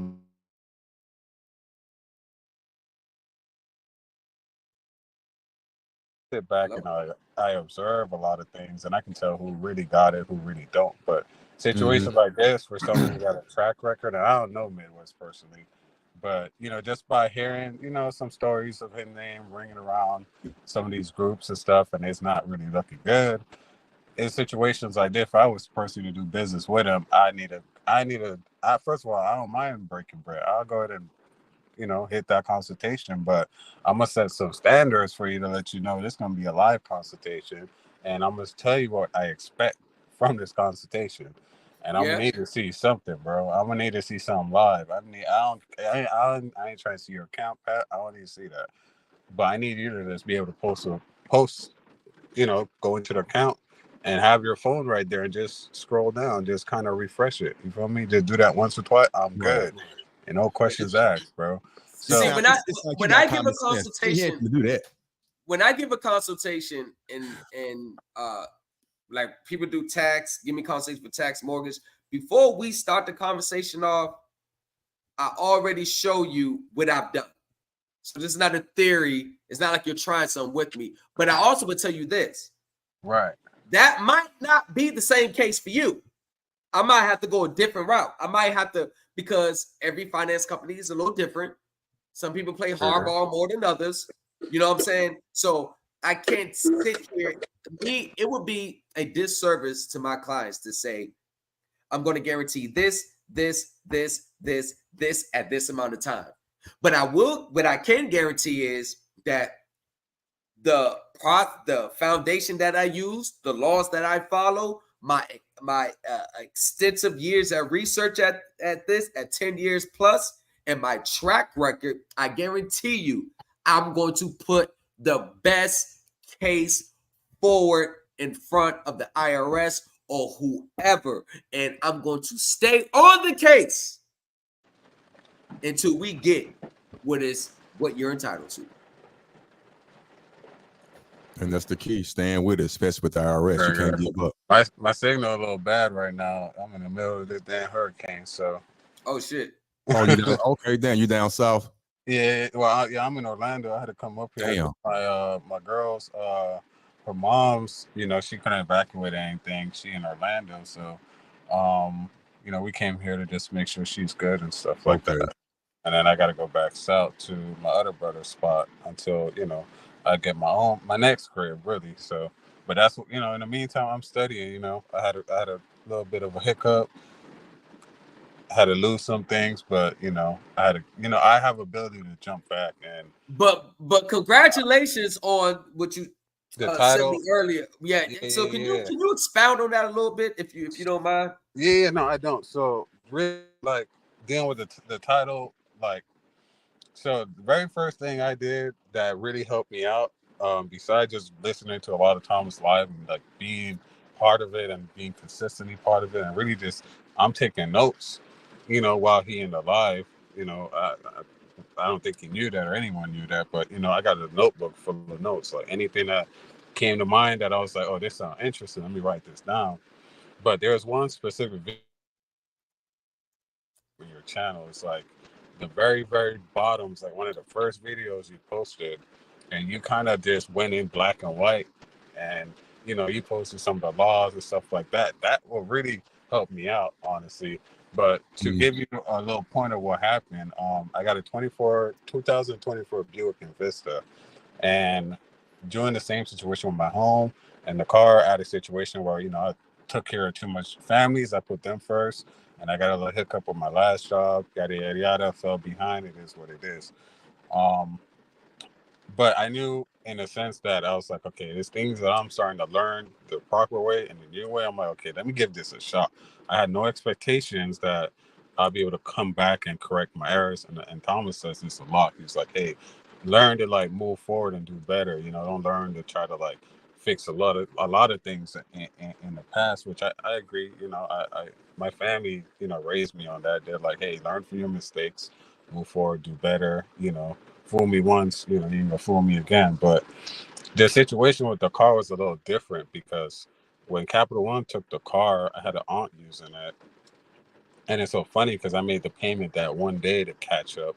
They played some real shady games with me that day, and they took the car. And they're like, "Hey, the payment you took or whatever you gave us was not enough. You still owe us 2 payments, yada yada." I'm like, "All right, cool." So that's what they do. yeah, they play some games. So I got to the account to the point where they couldn't sell the car at auction. And keep in mind, this car, they had the car in auction sitting there. No BS, bro. They had the car sitting there since like June of this year. So I haven't had the car for a while. And they haven't sold it. So I'm like, you know what? Let me give this a try. Let me see, you know, everything I'm learning from Thomas. Let me kind of put it into action because I'm someone I get eager to just jump out in the field, but I don't want to jump out in the field and just go in blind. You feel me? But if I feel like I'm starting to connect the dots, I'm like, you know what? Let me just use what I got and see if I can make something happen out of that. Right? Let me make some lemon out these. Let me make some lemonade out these lemons. So what I did was I kind of focused on the 8K filings dealing with Capital One Auto Finance, and I started to send some correspondence out to them based only on that. And I made it clear, since they had the account restricted and the car wasn't sold, I was still able to catch up and pay them for all the payments leading up to now that would, you know, allow them to release the car to me, et cetera, et cetera. But I was like, let me make it clear to them and show them that I can pay this, but I just had some questions. And my question was really around the 8K filings. And I was started off with the first correspondence asking them. Hello? I think he said he was in a bad area. He probably he could go back and he dropped. You hear there me we now? go. Yeah. I don't know if y'all hear me now. Yeah, we hear you. Yeah. So long story short, I validated their SEC filings on the 8K with the resolution specialist, who I she wouldn't know that information. She would have to go higher up to get that answer. But I was like, you know, simple question: is this document valid? Yes or no? Please write me back as soon as possible. Such and such. She wrote me back. She said, yeah, it is valid. I'm like, all right, cool. So You talking about the SEC, the AK filing, the SEC document? Yeah. Oh yeah, that's valid as a motherfucker. Right, but I needed them to say it's valid. You get me? Because then I can now go into what I'm going into. So so once you validated it, I was like, all right, cool. I got some questions, and that's when I broke it down. You know, my questions are pertaining to such and such, but I'm not trying to make this like I'm getting out the obligation and not trying to take care of the account. I just had a couple questions. And I asked the first question, you know, the very first question, I was like, you know, based on this 8K filing, is Capital One Auto Finance a servicer for such and such, right? Which is, I think, Capital One Auto Receivables LLC, which is the, I want to say either the depositor or issuer. And, you know, I got another correspondence and she verified that again. She's like, yes, it's a servicer, yada, yada, yada. So, told you. I actually, and I don't want to like, because I gotta preserve my battery life just in case the power goes off. So I don't want to go too much into it. But You could. Right. What I used that to do was to show and ask her to lead her. And Thomas, thank you, bro, because I was able to ask her questions I already knew the answer to, and the answer is what I was getting from the 8K filing. So I was just asking her questions based on their 8K filings. I was like, look, you know, per such and such section of it, it says that, you know, you guys pretty much let go of all your interest once everything is turned over to the auto receivables, the depositor, and yada yada. She's like, she took some time. I'd actually called back and I got on recording saying, yes, that's true. She just didn't have time to write me back. I'm like, that's cool. That's fine. And I told her, hey, I sent you another correspondence. So what my last correspondence was going back to say, hey, can you write me to tell me that based on our conversation that Capital One Auto Finance is this, Capital One Auto Finance does this. And then it laid it down to the last statement was that Capital One Auto Finance does not have an interest in the collateral based on everything we spoke about, right? So I was like, if you don't mind, I last one. So the last letter I got from them was simple, and it went to the end where it was like, okay, yeah, we don't have an interest in the collateral, but you still owe the obligation, blah blah blah. I'm like, boom. But let me cut you right there. The reason why. Now, let me tell you what's going on with that. Let me tell you what's going on with that. Because Capital One, they sold your contract receivables. Right. If you get a printout for the beginning of your transaction, it's always going to show at the beginning. It's always going to show at the beginning of the transaction that the account was paid off. And I'm going to show you an example of what I'm talking about because the account was paid off at the beginning. Want to know why? Because your debt instrument that you issued was issued for the stated fair market value at maturity. Meanings, they brought your account, probably at a discount, paid the dealer a discount, but they received the proceeds, which came from the investors from their trust that they set up, which their LLC, that securitized purpose vehicle, that middle player is the broker from the in-between. They're the broker from you to the trustee, to the investors. Your dealership is the broker between you and the special purpose vehicle. So when they sold it, they only gave you probably the principal amount credit, which the dealer charged for the account for the vehicle. The problem is the dealer and your servicer and their subsidiaries already had a pre-existing agreement. So they already advanced them funds to purchase the vehicles secured by their contracts. Now, the contract is not really between you and Capital One. This is why Capital One is an indirect lender, because the dealer pledged the auto contract as security for the repayment of the advance for them to purchase the vehicle. They just need someone to step in as the accommodation party. Right. So that's the position you took. You took on the obligation of the dealer. So once they received the proceeds of it, they gave a little bit here, a percentage of that went for your title, gap insurance, service contract. That all came out of your proceeds. And then the remaining finance charge was moved off the books. It's called off-balance sheet bookkeeping. So tell everybody, you need to know accounting as well. And I'm going to show you all where they move your excess proceeds in real time. Wow.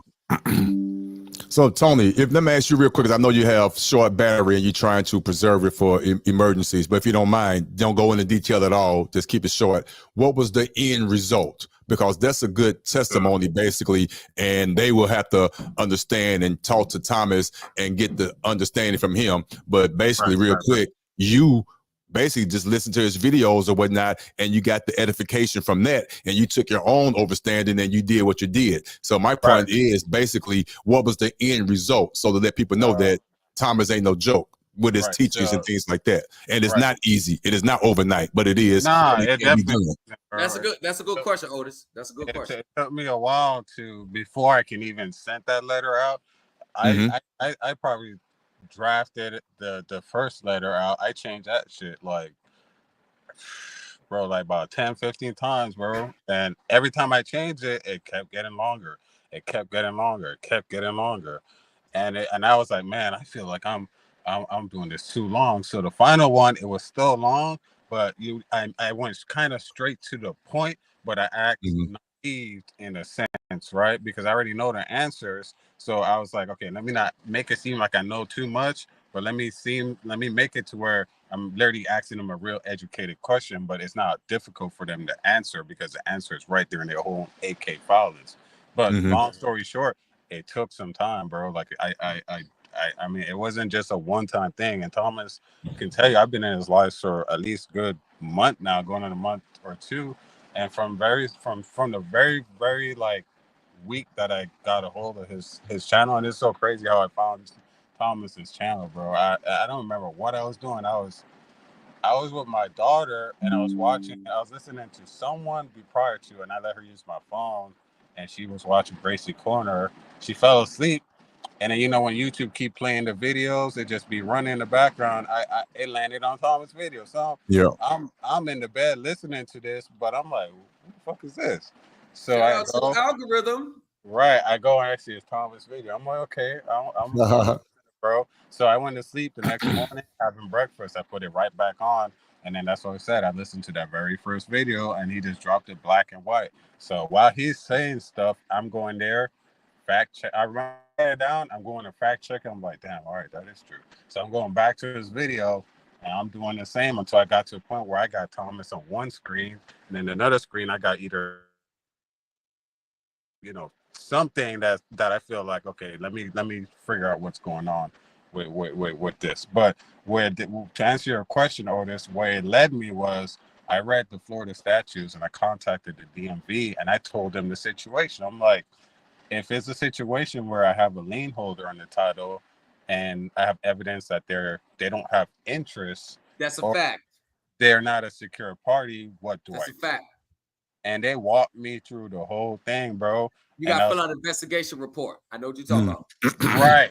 But here's the thing about Florida that's so sweet, and she helped me out because she's like, one thing she says, she's like, I got to send a certified mail to them and pretty much tell them that I'm doing an application to remove them on the lien and yada yada. I'm like, damn, I can do that, but they might mess me up. Let me leave that as an option. I was like, ma'am, what's another option? No. Here's the thing. I'm sorry, I got to cut you off. No. Because if you look at any website, anything, the Capital One is not the lien holder. It's the issuing entity, which is the trust. They're not right.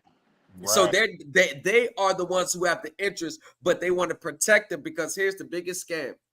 The ones who create Capital One, the ones who create the special purpose entity are the same ones who create the trust, meaning the shareholders of Capital One are the same investors of your goddamn contracts, which is a conflict of interest in violation of securities laws in violation of the Investment Act of 1933.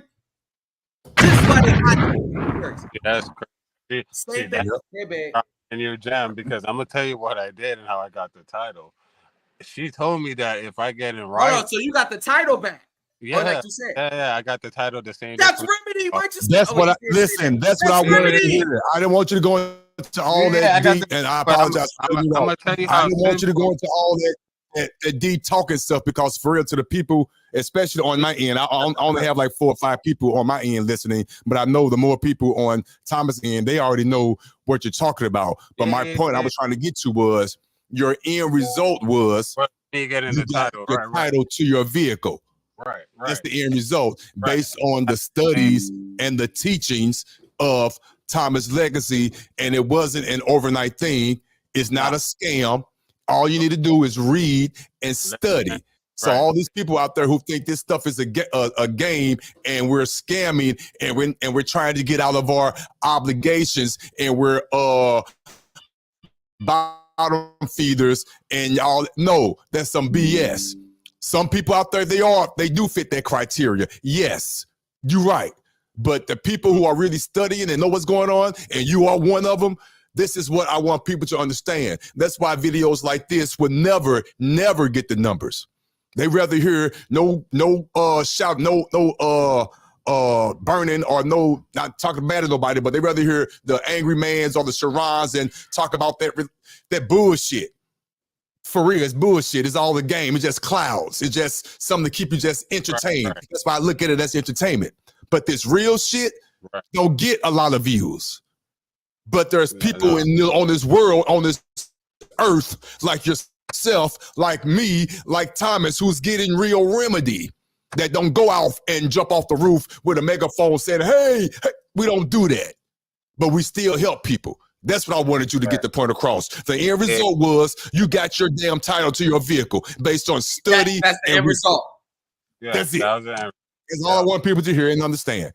And to get that, they got to listen to the videos, do their own studying like you did, revise different letters and things like that, get an understanding, and implement it. And recognize the remedy when it presents itself. 100% facts. He was able to get his title back by. Now he did the work. I didn't. I did the work. Yeah, he did the work. He did the work. I didn't do the work.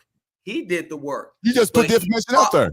He followed the foundation that I laid for you to get the results, and this is what I've been telling people. That part. I mastered the foundation to get it. I've been doing this for a long time. I've mastered it. And you know how I knew that they won't even plan about this information? When I realized that I could have go to the tag office, and I ain't gonna say what I had to do. When I presented what I needed to present to them, they're like, oh, give us a second. They went in the back. They came back. They're like, you got your ID? I'm like, yeah, I got my ID. I get my ID. They came back. They're like, all right, we about to, they're like, do you want a paper copy? I'm like, paper copy of what? I'm like, oh shit, the title. I'm like, yeah. I paid the fee. Come on now. Back out, title right in my hand. Congratulations, exactly, bro. What's what I said, and this is what I'm saying. Most people, hell yeah. Hey, congratulations, bro, for sure. Come on now. People want to spoon feed you and get you paying bit by bit for information to keep stringing you along and not giving you everything because they need you dependent on them because they're dependent on you for your income from their webinars to keep them afloat. But that's what I told y'all. I'm different from most people because I'm self-sufficient on my own without this. So this is why it's not, I don't really need to be pressing anybody to get it. But I told you, anybody that's in it, all you got to do, I'm not saying you got to do exactly what I do, but there's certain areas, all I say is follow this path. Now you can make your own way, right? You may do a little different than I do mine, but follow these regulations, follow these codes. Don't step outside this right here. Right. Don't go outside that foundation box. That's exactly. Yeah, as long as you got the foundation, you can go. And I'm helping people and just like Otis, I'm helping people free themselves. So now, because what is my main goal? I tell everybody, I don't want anybody to be dependent on me for the next 5 years because I ain't gonna be here. I'm telling you that right now. This shit coming to an end anyway. Oh, that's fast. This shit coming to an end anyway. Only way for me to take your case in the near future, you got to pay me 25 bands up front, cash money, and I'm gonna contact you when it's done. Because it's about time for people to take. And this is why this is so significant. Because now that you got the title back, you're still due proceeds. You're still due unpaid proceeds. I specialize in that as well. That's another ride. So you're due proceeds still. No, just because you got a title back, that ain't the end of it. It ain't over. Trust me. That ain't over. But I'm helping, and this is why I do this to help people, whether you get services or not. Take the information. I put these videos out here, and I'll be honest with you. The much information that I put out, and as much information that I give people for free, I should be getting no less than $200-300 cash app every goddamn or super chats every live. But do I complain? No, I don't complain because, like I said, I'm going to make a way for myself regardless. But here's the thing. I tell people this, so now you can start freeing yourselves, because my position is this. When you deal with the government, when you deal with the IRS, you deal with the tax forms, this saying is very true. The bad apple will spoil the bunch. So if you got a lot of frivolous documents coming in, they're going to send your shit directly to the frivolous file office, even if it's legit, and then they'll kick it back for normal processing. My thing is this. If we get enough people doing things the right way, we can bypass that extra scrutiny that will people who done stuff the wrong way done. You see what I'm saying? Yeah. We can bypass it. That is so now, true. For those of you who always wants to know, because you always hear about they owe you the proceeds, they owe you the proceeds, they owe you the proceeds.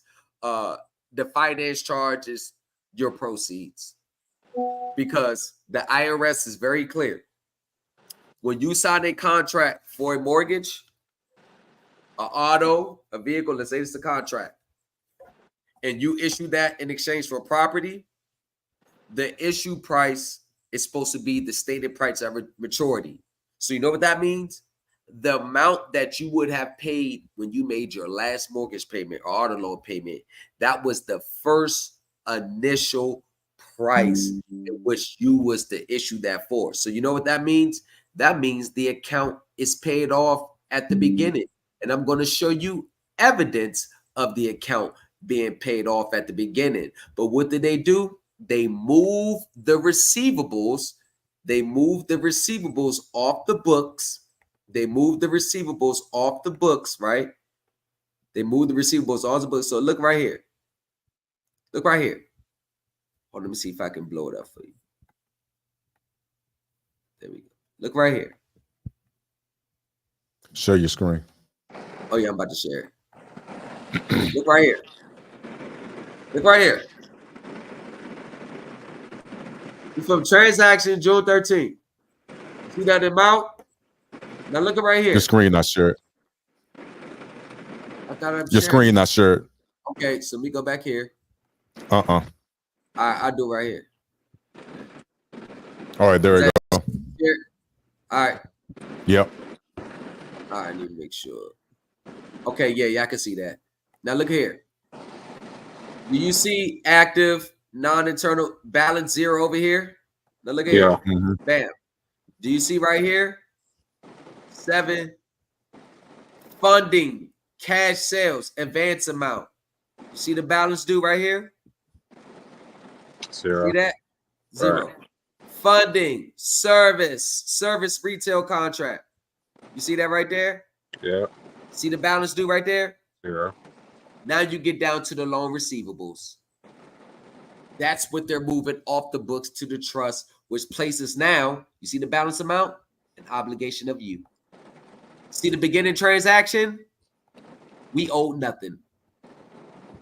But when they take the loan receivables and withhold the remaining balance, because the total amount right here, when the contract was issued, the total payments they would have made is $15,159.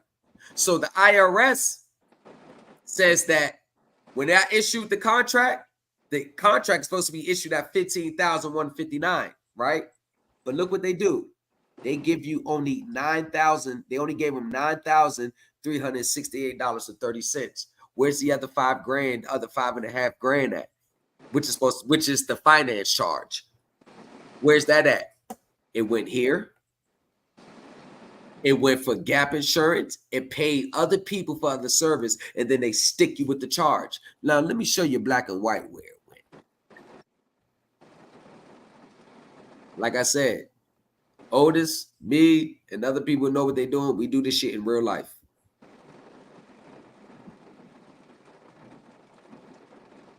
And for the record, let me say this, 100% transparency. Thomas is way more involved in the tax forms, the foundation, and things like that. I know my stuff. Trust me, I'm getting my remedy, but he actually has the foundation and breaks it down, and then it's up to you to implement it and do your own overstanding. So I just wanted to make that clear. But don't get it twisted. I know what I know. I do what I do. Right. You know enough to get what the fuck you need done. That's all you need to know. Just enough to get what you need done. So, when every time you look at your auto, you breaking this shit down though. That's a fact. So every time you look at your auto loan contract and you look at the amount financed versus the total payments, you know there's always difference. That difference amount is an OYD amount to them. They pay taxes on that. And that difference is income that was due to you that wasn't received. So anytime they have to pay taxes on any of these amounts that you paid them, we deem that as taxes that we've already paid. So this is where your finance charge goes in a portion of the proceeds from your debt instrument. Because remember, they were supposed to give that person $15,159 for that, right? They were supposed to give them that. They did it. They only gave them $9,000 change. So dealer reserve income. The term dealer reserve income means that part of the consideration derived by any person from the sale or other disposition of customer sales contracts, notes, mortgages right here. Well, car notes. I'm sorry. This is in auto. And other evidence of debitness. And evidence of a debitness under 26 USC section 1273 is deemed, or 1271 is deemed as a debt instrument. You are not in a negotiable instrument contract. You are in a securities contract, and the underlying transaction of the securities is an investment contract. If you read the Enron oil spill 2001, it blew the lid off the cover, and the Dodd-Frank Wall Street Reform Act of 2010 has exposed that these mortgages, autos, credit card receivables accounts are all disguised, but they're really investment contracts, which takes you under the Securities Exchange Law. Okay, so here we go. Notes and other evidence of indebtedness or derived from consumers' finance charges connected with such sales or other dispositions. Dealer reserve income, which is attributable to the sale by such person to such customers in the ordinary course of his trade or business of real property or tangible property, and held in a reserve account by the financial institution to which such person disposed of, paying for your service contract, paying the gap insurance, buying credit default swaps, credit enhancements, disposed of such evidence and debitness for the purpose of securing obligations of the person or of such customers, or both. Let you know you're just the accommodation party. And that part of the consideration derived by any person from a sale described in a subdivision 1A of this subparagraph in respect to which part of all of the purchase price of the property sold is provided by a financial institution to or for the customer to whom the property is sold. So this takes us into the accounting, constructively received income on our behalf, which the IRS under publication 525 says, if a third party constructively receives income on your behalf or disperses income on your behalf, you must include that as your gross income. So if I include that as my gross income and then they have to pay taxes on their amount, then that same income that they're paying taxes with, I deem that as taxes paid. That's how you get a refund. Hey, Fat. You hung? Family coming in. All right. Come give me a hug, Fat. Come give me a hug. Hey, Laylos. Hey, Fat. You got your gold shoes on today? Oh, hey, Browns, if you're still here, I just came in. My black wife with our 3 black kids came in, and they're all black girls, by the way. Just in case, you might think I'm a rim brother. Derived by such person. Look at this. That part of the consideration, or derived by such person from finance charges connected with financing of such sale, which is held in a reserve account by such financial institutions for the purpose of securing obligation of such person or of such consumer, or both. That means your finance charge went to pay for your credit default swaps.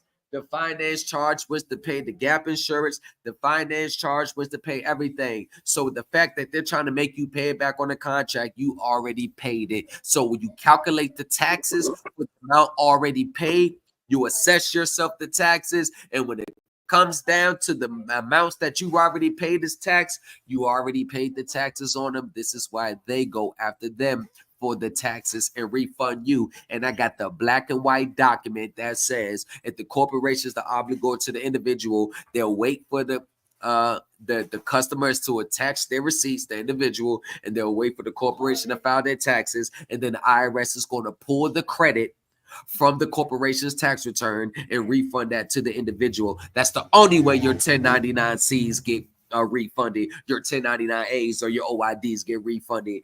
You're not getting refunded out of a secret trust estate account in your all caps name. That's not how it's going to go in a mortgage, auto, or your bills or credit card. I got black and white facts. So anyone that's running around on TikTok, on YouTube teaching that, they are lying to you because I got black and white facts that will tell otherwise. Security obligation. There you go. Security obligation of such person or such customer or both.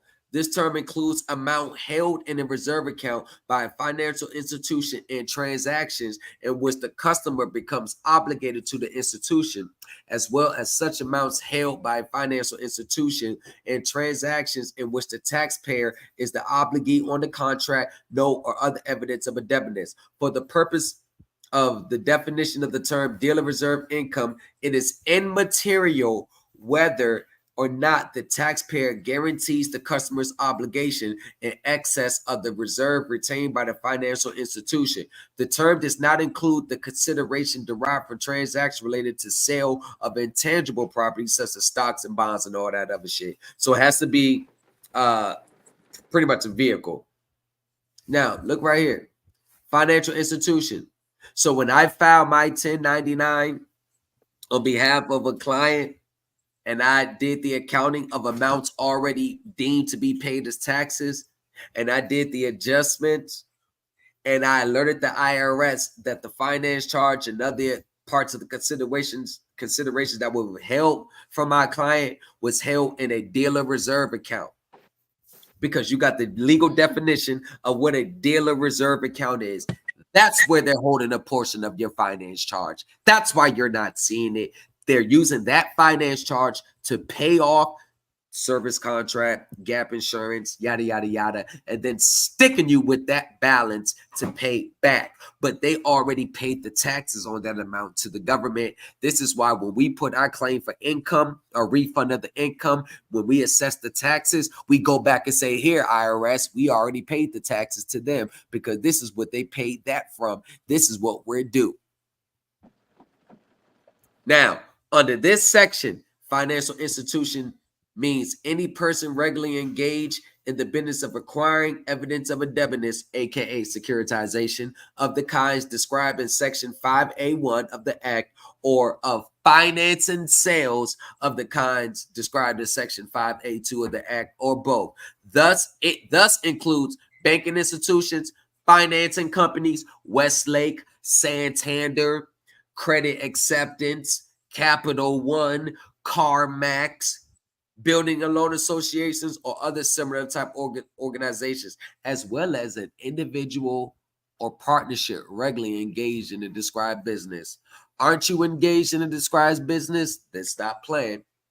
Now, taxpayer. The IRS will never define exactly who a taxpayer is. Want to know why? Because the taxpayer is a person who, when they file their 1040s, 1041s, 1120s, 706, 709s, have assessed their income, which is taxable. If you are not a taxpayer, you don't need a status correction to go to the IRS to say that you're not a taxpayer. You're not going to report the income that is taxable if you're not a taxpayer. Bomb, please, Otis.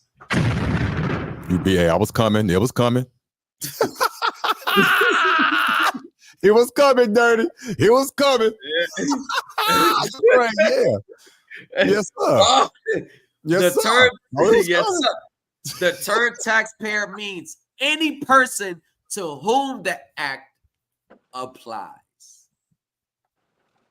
You notice how they will never tell you exactly who a taxpayer is. That part. Assumption is, listen, that one word, that word assumption is something else, ain't it? Yep. They will never tell you who a taxpayer is. That's all I'm going to say. They assuming until you prove otherwise. If you don't say shit, yeah, all right. And I want to step away. And how you prove that you're not a taxpayer, you don't report income that is not taxable to you. If your income is not taxable, why are you reporting in the beginning? I promise you, it's just that simple. You just said something. I hope they picked it up. I hope they picked it up. That's what I'm talking about. This ain't gonna get a lot of views. This is not gonna get a lot. I mean, listen. Yeah, it never does. And that's why the 1% is the 1%. Right, you're not double taxed. That point. That's right. That point. That's right. Yes, Tony. Yes, Tony. Yes. Now, Natasha, they will double tax you if you don't provide the statement outlining the facts and circumstances of the case of your situation. It's not up for the IRS to figure it out for you. You got to explain how the transaction went, where the payment went, where the finance charge went, what you would do, and what you already paid. Because, like I said, you do it correctly, they're not going to tax you again. They're going to tax them. And these entities get investment tax credit, business tax credit, corporate tax credit. So they're going to pull the credit from them and refund you. This is an auto contract. This is a mortgage, credit card receivables, and certain student loans if there's not a government policy in place. But let me just give y'all another hint. I called the Internal Revenue Service and talked about this whole transaction. They transferred me to the automobile department. A lot of people don't know the IRS has an automobile department. The agent got on the phone, put me on hold for the normal 5 to 7 minutes. And she came back and says, all right, Mr. Thomas, I did a little research and you are correct. There should never be a finance charge. And the IRS has an auto department. They have an automobile department. Yep. Yeah, okay. Now, how many people out there knew that before he said that? I'm not going to even lie. I didn't. I'm not going to even lie to you. That's automobile department. And I know you ain't lying, but I didn't know that. These gurus don't even know that. Wow. No. These TikTok gurus has an automobile department. So you know what that means? So when this what they told me. You can fill out your 1099s. We would prefer you to fill it out, but you can leave it blank and just attach all the details and facts and circumstances of your transaction. And then we'll fill out the form for you. And if you are due a refund, we'll give you a refund. They would owe somebody here. Bless their heart.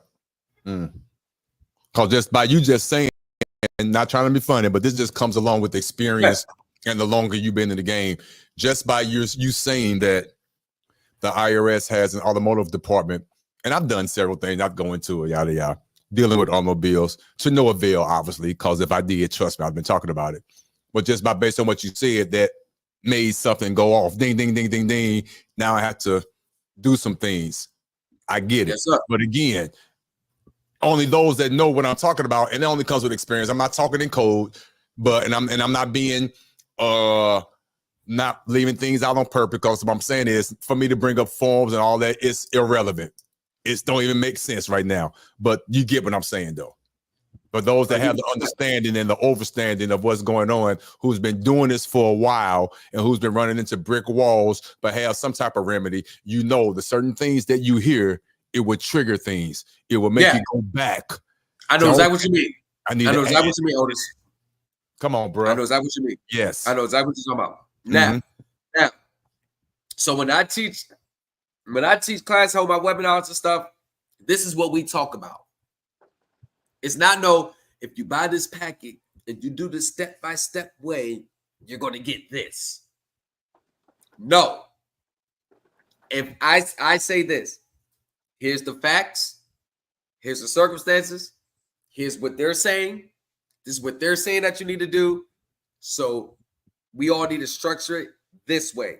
But this is the information that you need to have going through the door. Remember, when you're dealing with a securitization, they have lawyers that's been doing this shit for years. And every securitization trust, remember, y'all think it's just ours and a couple other people. They got millions of auto loans in that trust. They got over 90 lawyers for every securitization trust. Want to know how I know?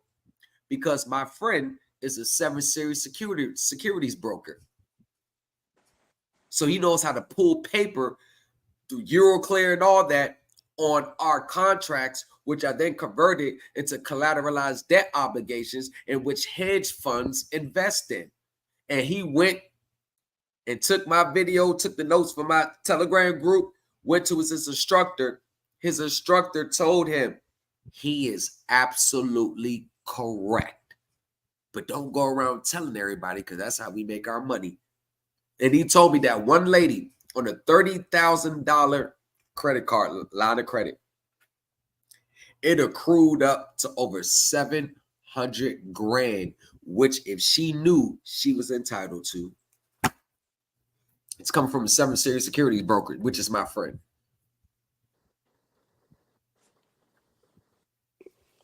That's wow. Listen, man, that's real deal shit right there. Real deal. So I get fact checked all the time by default, because I got people that are in these spaces, in these corporate spaces, Wall Street.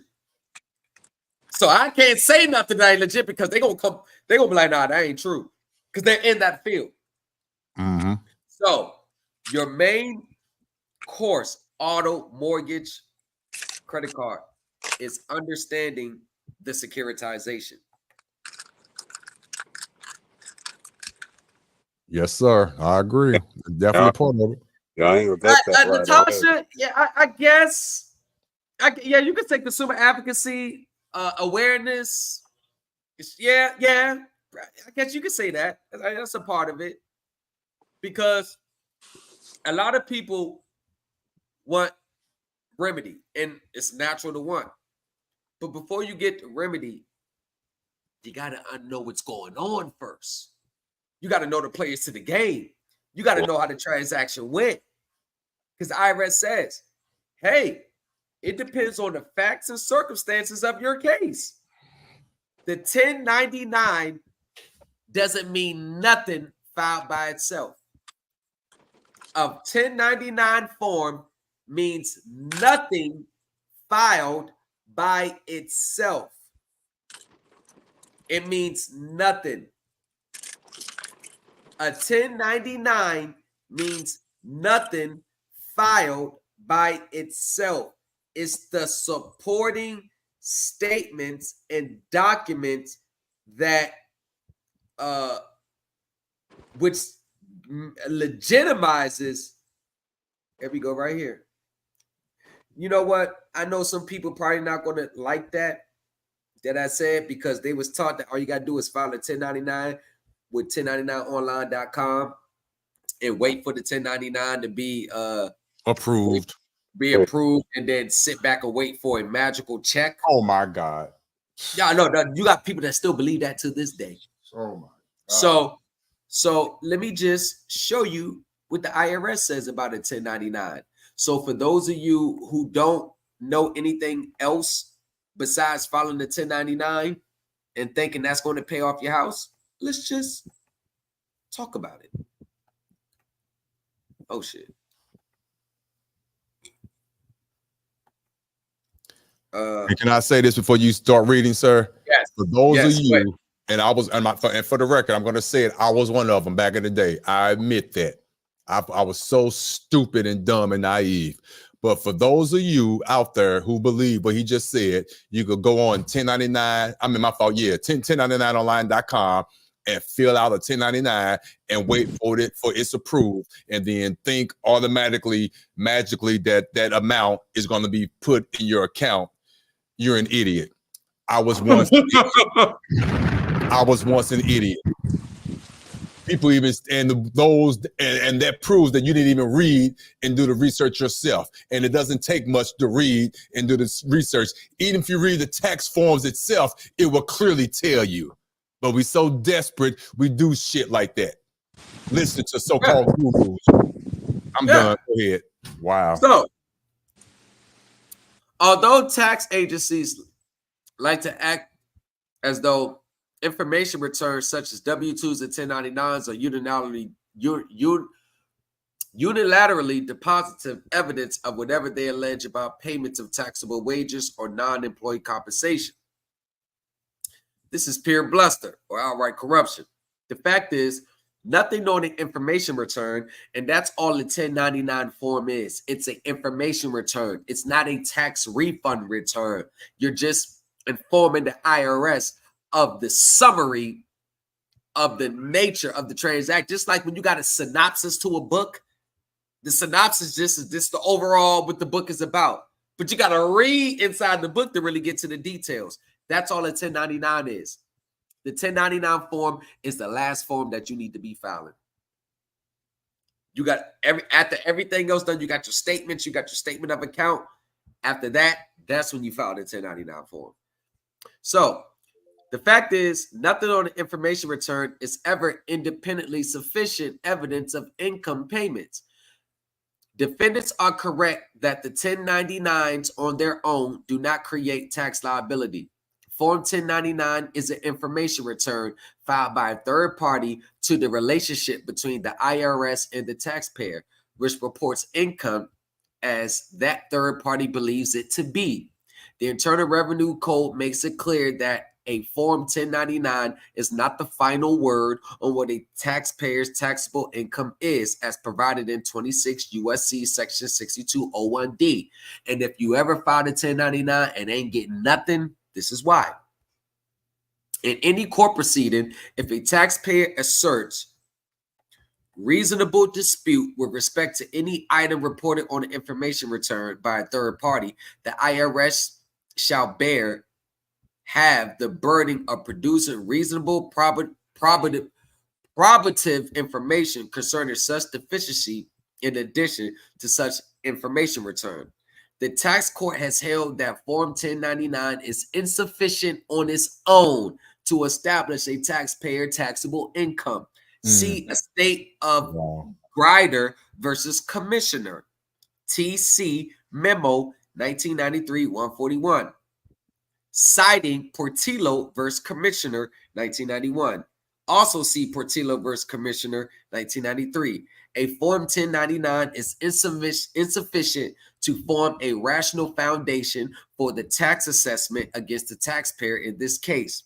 Thus, while a Form 1099 can serve as the basis for the inception of an IRS investigation, it cannot and does not on its own create tax liability or establish how much income the taxpayer actually received. There it is in black and white. Black and white. There it is. See, I ain't gonna lie. That's why reading is fundamental. I'm glad you pulled it up. Now, that's my first time reading it. Now, I found out the hard way by experience that this shit wasn't true. But to see it in black and white, which is not a secret, and that this goes to show you, which we all fail for. We are all fallible to situations when we don't use our we all thought that. We all thought it. That was part of the normal learning back then. Yeah. We all thought it. And you're right. And that's the truth. But when you sit there and read it in black and white, it's so beautiful. That's why, for real, not getting off the subject, that's why reading is so important. And that's why when you do what you do, you go straight to black and white. This is not nothing that you said. This is something that the IRS manual said itself. This is something that you pull it up that we're reading from the laws and the statutes and things like that. They are saying it. And here's the other thing about it. That's why I dismiss folks who don't know shit when they start talking about race and all that. This has nothing to do with race. This has nothing to do with the elite. This has nothing to do with poor. This has everything to do with those who know how to read and implement. Period. And once you do that, you won't have no reason to get on a soapbox and all that. And you won't have no reason. But I tell you this, all I'm gonna say. Think about this though, and I tell everybody, people be sending me emails, thank you so much. I say, y'all, I appreciate the thank yous, but I'm not telling y'all nothing new. That court case is from 1991. Yeah, all right. And it's what? 2024. That happened. Court case down there my age, to be honest. I was born. That's what I'm saying. That's what I'm saying. It's been out there forever. You took the time and you found that information. Right. And you read it and you're bringing it to the forefront. So this is where the message get misconstrued when it comes to a man is worthy of his hire. Here it go right here. I'm finna fuck somebody up. The information is free. Oh, yeah. What he just read is free. Yeah.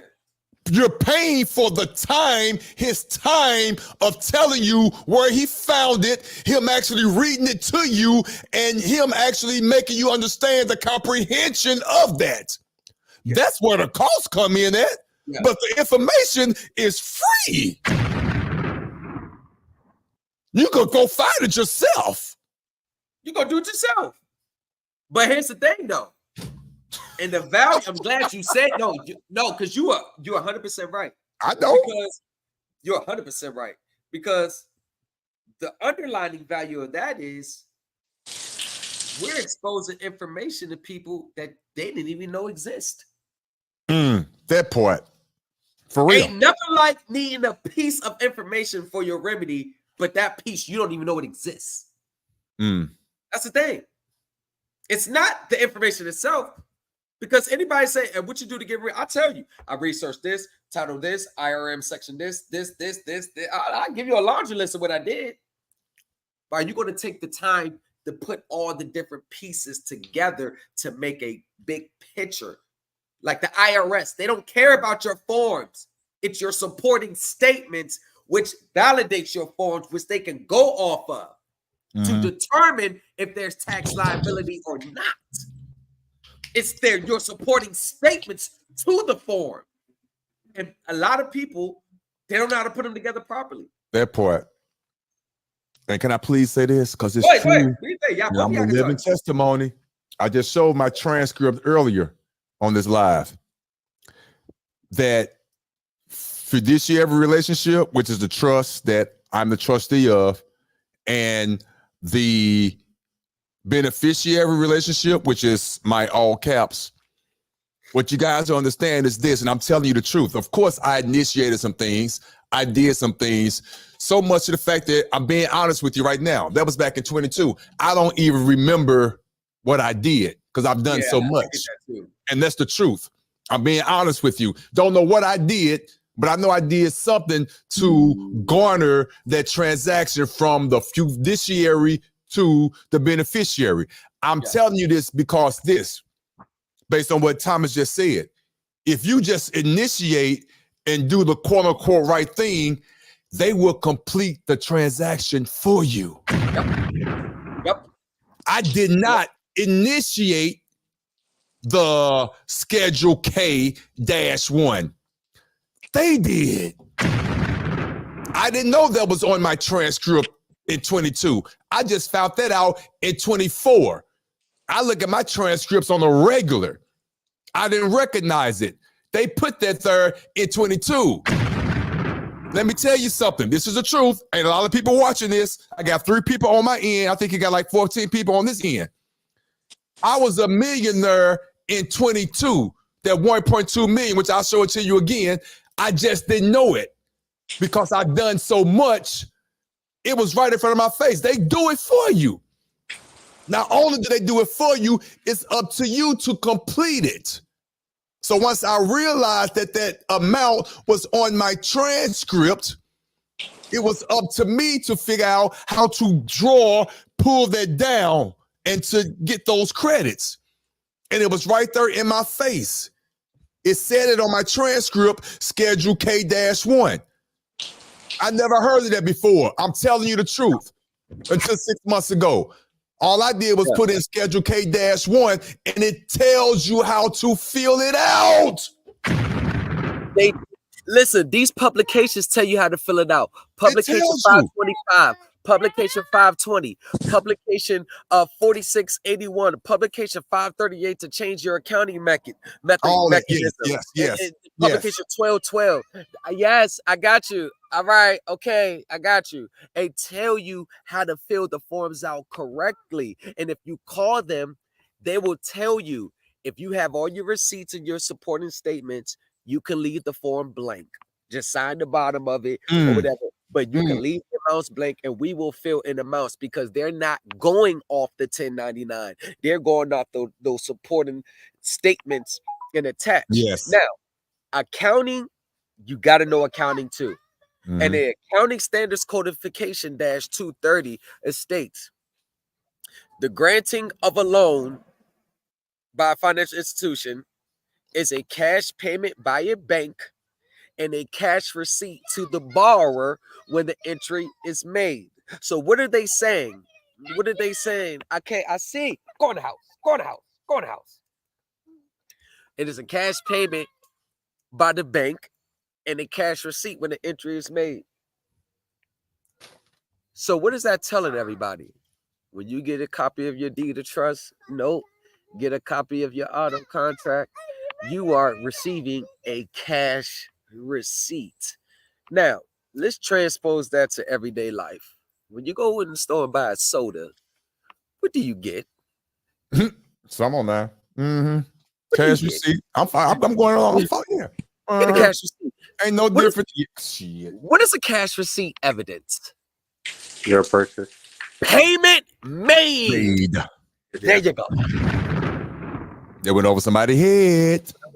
So if the debt instrument is supposed to be the full stated price of maturity, but you only got the purchase price value, that receipt that you attach to your return is evidence that, hey, IRS, there's some funny money going on here. I'm due this. In addition, IRS, I made this monthly payment of principal and interest. I made it this month. I made it this month. But this one single debt instrument covered everything. So the finance charge is income, which taxes are already deemed paid. And all my monthly payments I ever made on this account, I need that back because the taxes have already been satisfied. Woo! Yes, sir. No lies detected. Nope. No lies detected. And none. Wow. No lies detected. And it's beautiful because it's not to confuse nobody, but I'm not going to say, I'm going to say it, but not to jump on it. There's more than one way to do what he just said. It is because everything he's saying is true. It's on point. It's on point because everything he's saying is reminiscent of what I'm going through right now. Again, we didn't talk to the men on these things because I know he's doing this thing and I'm doing mine. But everything he's saying, and I'm telling you, everything he's saying is so true. And I know we're not doing the same thing, but I know the end result is the end result. The IRS will complete the forms for you once you initiate and you seeing in the right things. Like he said, it doesn't necessarily have to be a 1099. It could be a receipt. Not going to go there. It could be whatever, as long as you know how to explain it to them. And they're going to take over from there. So crazy. It's so crazy. Let me tell you something. I can set up a business, right? And all I got to do is write my Schedule C and put all the amount that you paid my business as an expense. I ain't paying taxes. I can then go in as go in the house. I can write it off as the business as tax debt because that's a tax credit anyway. Business get credits. And then guess what? If I file it as me as the individual, but I still set up the business EIN, it's all still me for real. And they know it's still you for real. They just going by your EIN. So I can have my business owe me. My business puts it down as an expense, which triggers the tax. Go to my business account, pull my business tax credit for my business, and pay me as the individual. All I need is a fucking contract and an invoice. Hey, listen, boy, you don't understand. All I need is a contract and an invoice. I can manufacture that. You don't think that? Come on, man. You don't think they know that shit be manufactured? They don't care. They know that shit manufactured, long as it's in the right form. I can. That part, you so right. Everything you. That's why I'm getting you. You're right. You're right. They know that shit manufactured. Come on. You're right. They don't care. As yep, long the beneficiary, the trustee, this, that, all caps, the lower caps. They know all that shit. They know. They just want to. They know that shit the same person. You're right. You're right. You're right. Be addressing me. They be addressing me as a crew kind of collects an agent, like my name ain't on the person that got the EIN. They know it's me for real. Right. But it boils down to, are you reporting income in which the taxes has already been deemed paid? Because here's one thing you got to understand. I look at taxes, I look at interest, finance charge from a consumer transaction in relation to how the IRS charges interest. When does the IRS usually charge interest? On underpaid income. You didn't report all your income.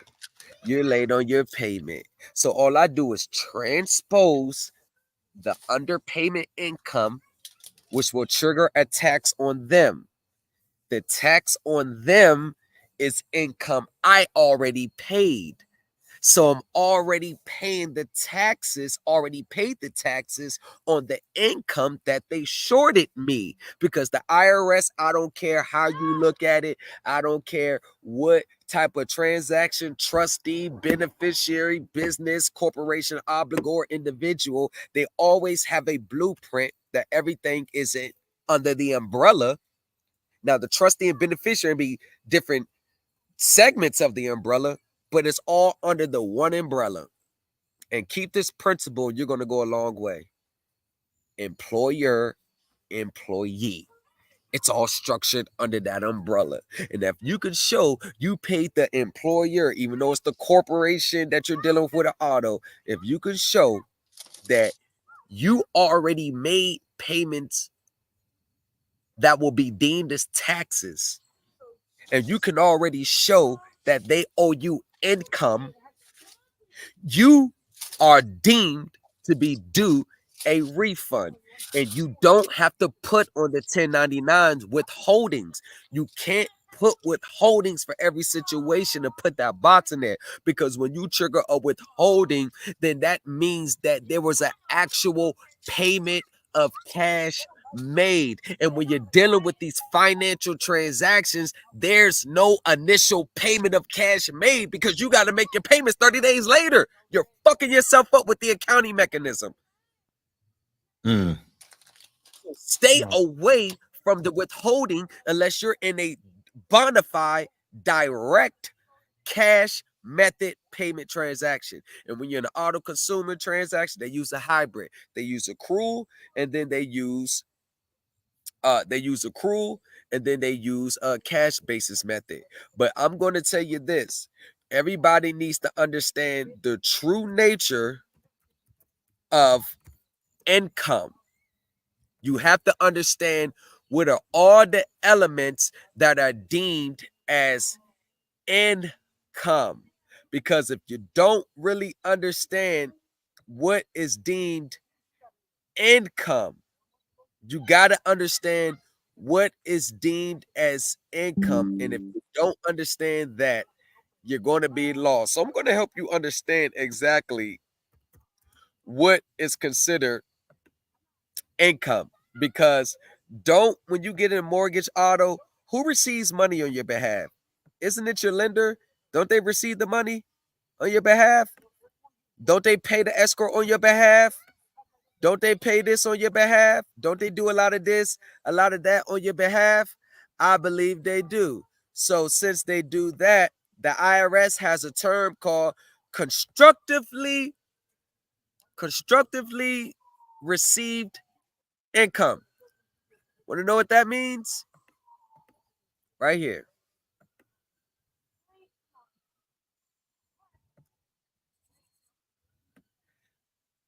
Go right here. Constructively receive income. If you are a cash method taxpayer, you're generally taxed on all income that is available to you, regardless of whether it's actually in your possession. You see that? Regardless if it's actually in your possession. And this is the hallmark because I transposed this with the accounting assignment of income. This right here, what a lot of people don't understand, this is dealing with your mortgage. This is dealing with your auto. This is dealing with your credit card receivables. Don't you have a loan officer, a loan account? Don't you have the person of contact when you close who's receiving the money on your behalf? That money's coming from the investors to you, to them, the lender, on your behalf. So they can disperse it to the escrow account in which the seller gets paid.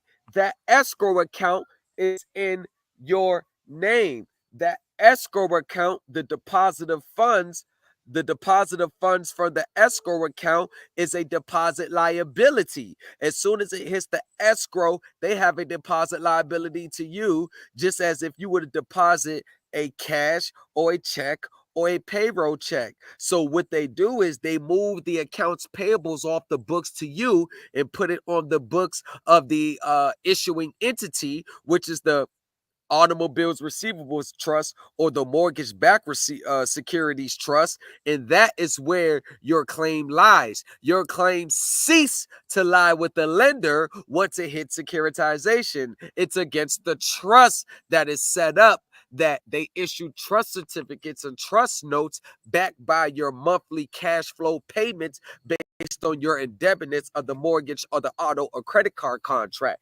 Your monthly payments goes to the lender in a principal collection account. The lender transfers that account to the indenture trustee, who reverse the interest and principal on the trust certificates that they're holding, backed by our.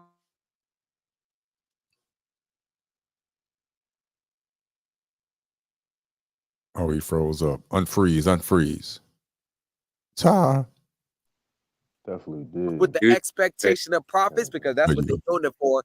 And the efforts, the profits coming from the efforts of others, meaning they're depending on you to make your payments so they get paid.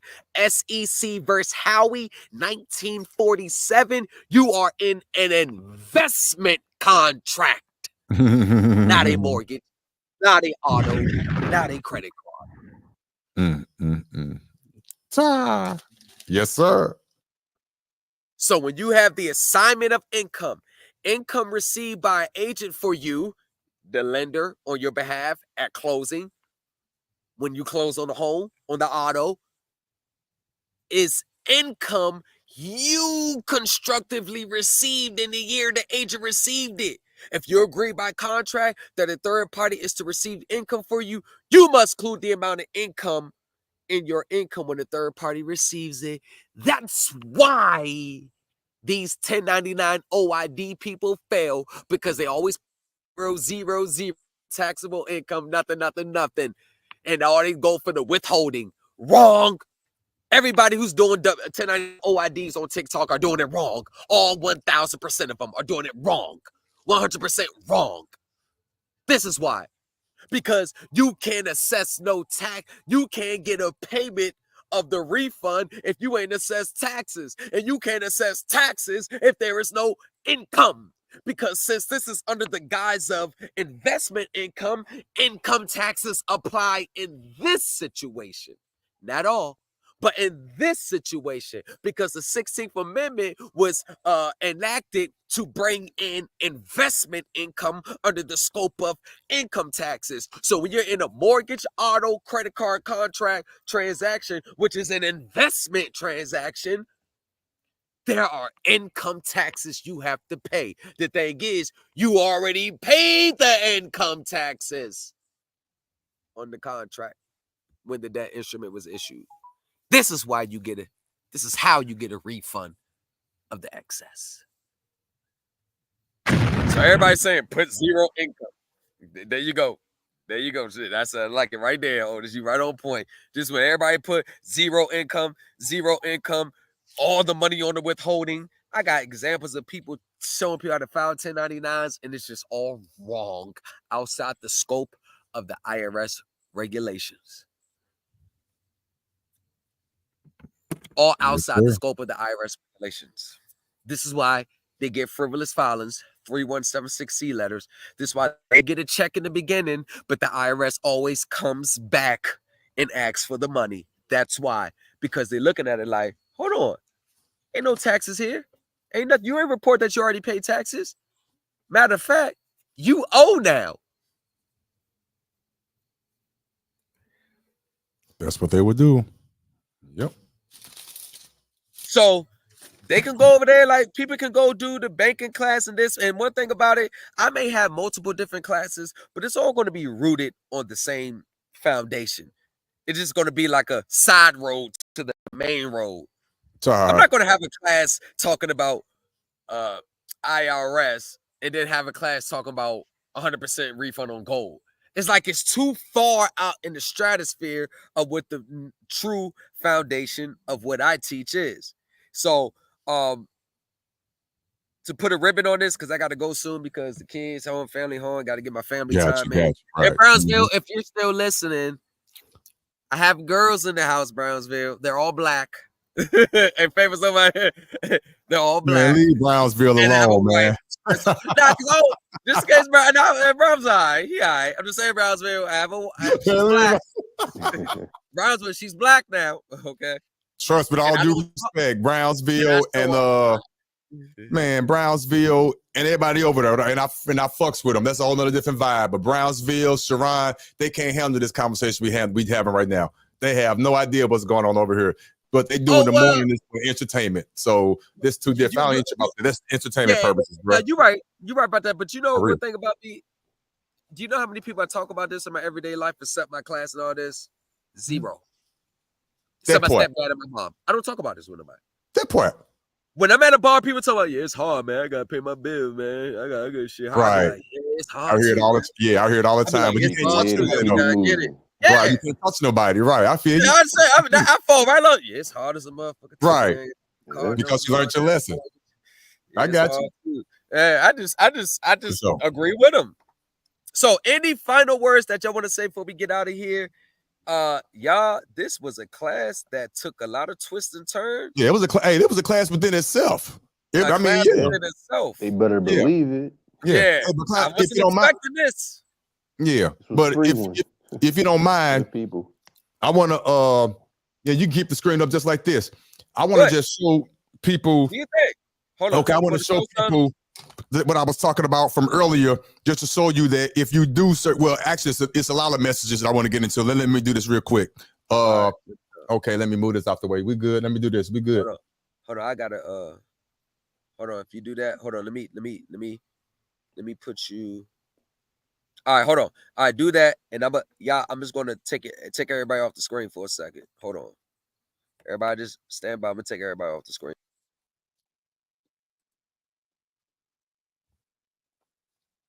Okay. And real quick, I won't hold you long, but as you can see, and there's lessons in why I'm showing you this. There's lessons. As you can see, this is my back office at the IRS. There's my name up there. No secret, Otis Draper. As you can see, in 2022, verification of non-filing letter. I didn't file any income.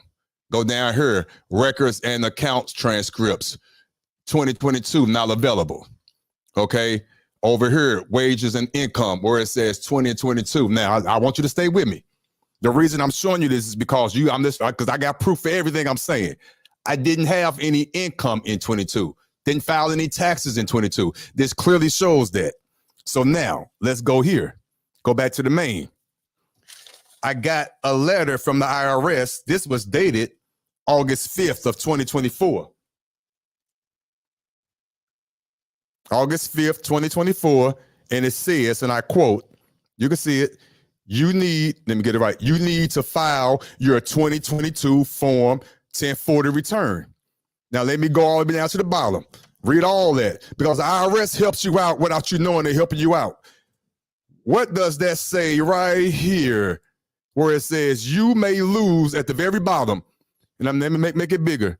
you may lose your claim to a refund or certain credits. I'm gonna read it again. If we don't hear from you, you may lose your claim to a refund or certain credits. Yeah, that's a fact. Now, there's a method to this madness. The reason they want me to do that is because, again, like I told you, unbeknownst to me, back in 2022, here's my transcript. Hold on, let me do it. Here we go. Here's my transcript for 2022. Move out the way. Okay, right here, Form 1099-K. For those of you that don't know what that is, that's what that is. That block right there. If you have Square, if you have PayPal, if you have Zelle, whatever, even though I didn't have any income, they look at this as income. This is what the payments I was getting through my Cash App. So they count that, even though you don't think they count it. In January of 2022, I got $210. They tell you each month what you got. So for the whole year, I got $2,291 in income from my Cash App. I'm telling you all this because I want you guys to look at this and know what to do. Now, this is from 2022. Stay with me. I'm going down. Schedule K1, 1041, fiduciary. That is my trust with my EIN number. One of my trusts. I have over 12 of them. This is one of them.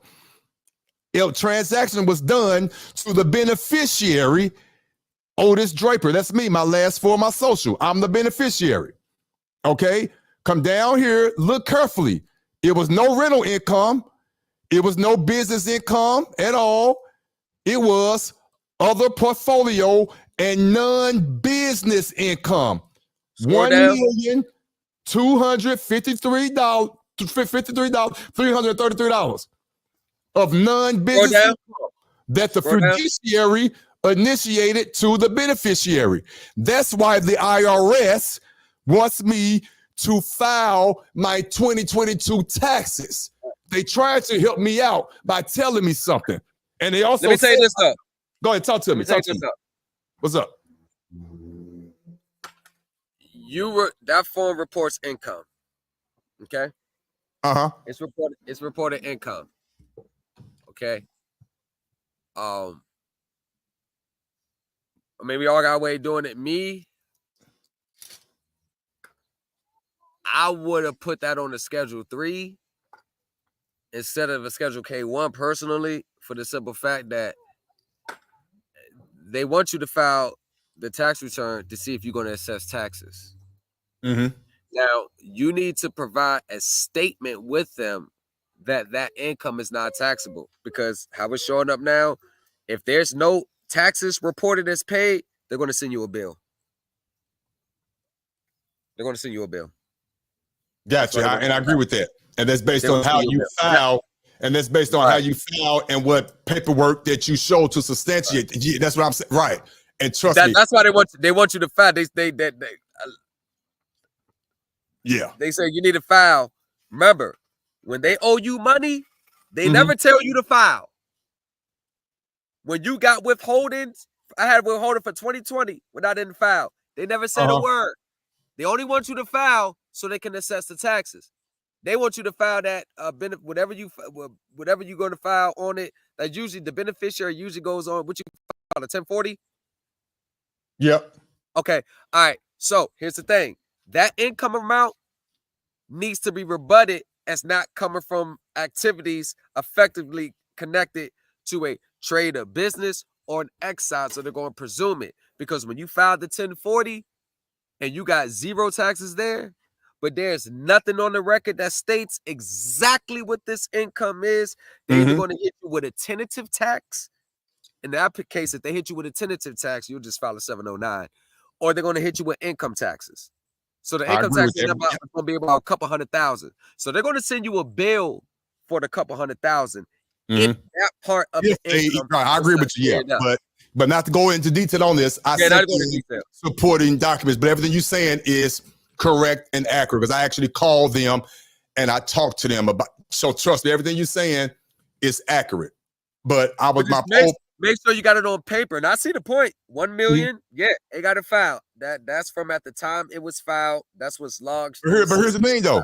Here's the thing, though, and this is what threw me off, because it ties into what you were saying. If you send in certain documents, you send in certain paperwork, they initiate the forms for you. I'm there, right now. I'm telling you, being honest, I didn't initiate that Schedule K1. Well, I'm gonna say I didn't. The paperwork that I sent in that triggered that. That was filled out, because again, I didn't see that. That wasn't on my transcript. I didn't put. I mean, of course they put that there, but I didn't quote unquote initiate that. I didn't fill it out. I sent in the paperwork to do what I did, and they started it. You follow me? Yeah, no, I got you, because that's what the Schedule K1 is basically the income. The trust usually doesn't get any income. The income is passed off to the beneficiaries, and the Schedule K1 is the form used to pass income off to the beneficiary. But on their end, that I'm just doing this so you keep your eyes open. Oh yeah, most definitely. I'm hearing everything you're saying. Trust me, I'm hearing everything you're saying. Trust me, I am. I got you. They're trying to let a trap for taxes on that amount, because that's a large amount. They are. So make sure they don't hit you with the taxes, because if you file a 1040 and that actual income is not outside the income excise tax laws, which we all know it is, but they assume it is till you tell them otherwise. Assumption, that's the word. Yep. That's the assumption. That's what I'm saying. That's exactly. Yeah. Everything you said, trust me, I'm hearing what you're saying. Yes. Right. Yes. So they're gonna try to assume, oh, you had this income, but you made no taxes payment on this income. You need to tell them, nope, this income is non-taxable. Can I ask you a question though? Let me ask you a question. We just talking. We just talking. Let me pull this back up. Okay. Where it says original business income, okay, 0 versus non-business income, and that dollar amount. Would that be taxed differently if that dollar amount was up at the line business income versus it being down at the non-business income? Those are taxed differently, correct?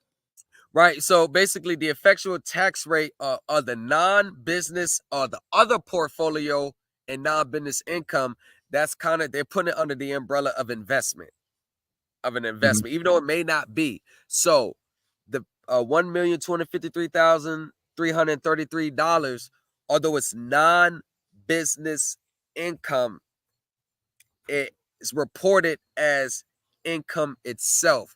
It's still under the income tax guidelines. So what you need to do is send a supporting statement in that on your Schedule K1,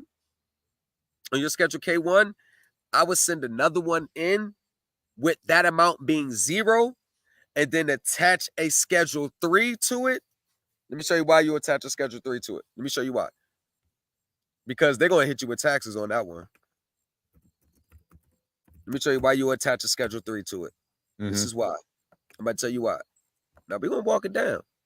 Okay, so, yeah. It ain't nothing that you can't fix. That's a simple letter.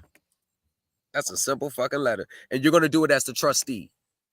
The trustee is going to send it. This is why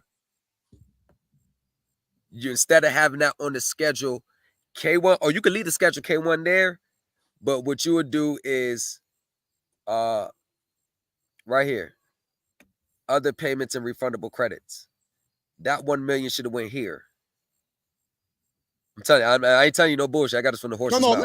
I'm listening. We good. Yeah. We good. Come on now. I know we roll. I got you. This straight from the horse's mouth. That should have been there. That 1 million should have went there. Other payments and refundable credits. So you can list the other payments, list type, and amount. I'd have put that 1 million right there. Because when you go to the because look, just go to 2022-1040. Because when you go to the 1040 now, as you go right here, when you go down right here, payments that you made, since there's no taxes assessed on that amount, you're not going to assess no taxes on that amount because that's not no taxes assessed. So whatever documents that you did, send that in to trigger that amount. As you can see, amount from Schedule 3, line 15, payment you made. And as you can see, look, add lines 25D, 26, and 32. You see that? Mm-hmm.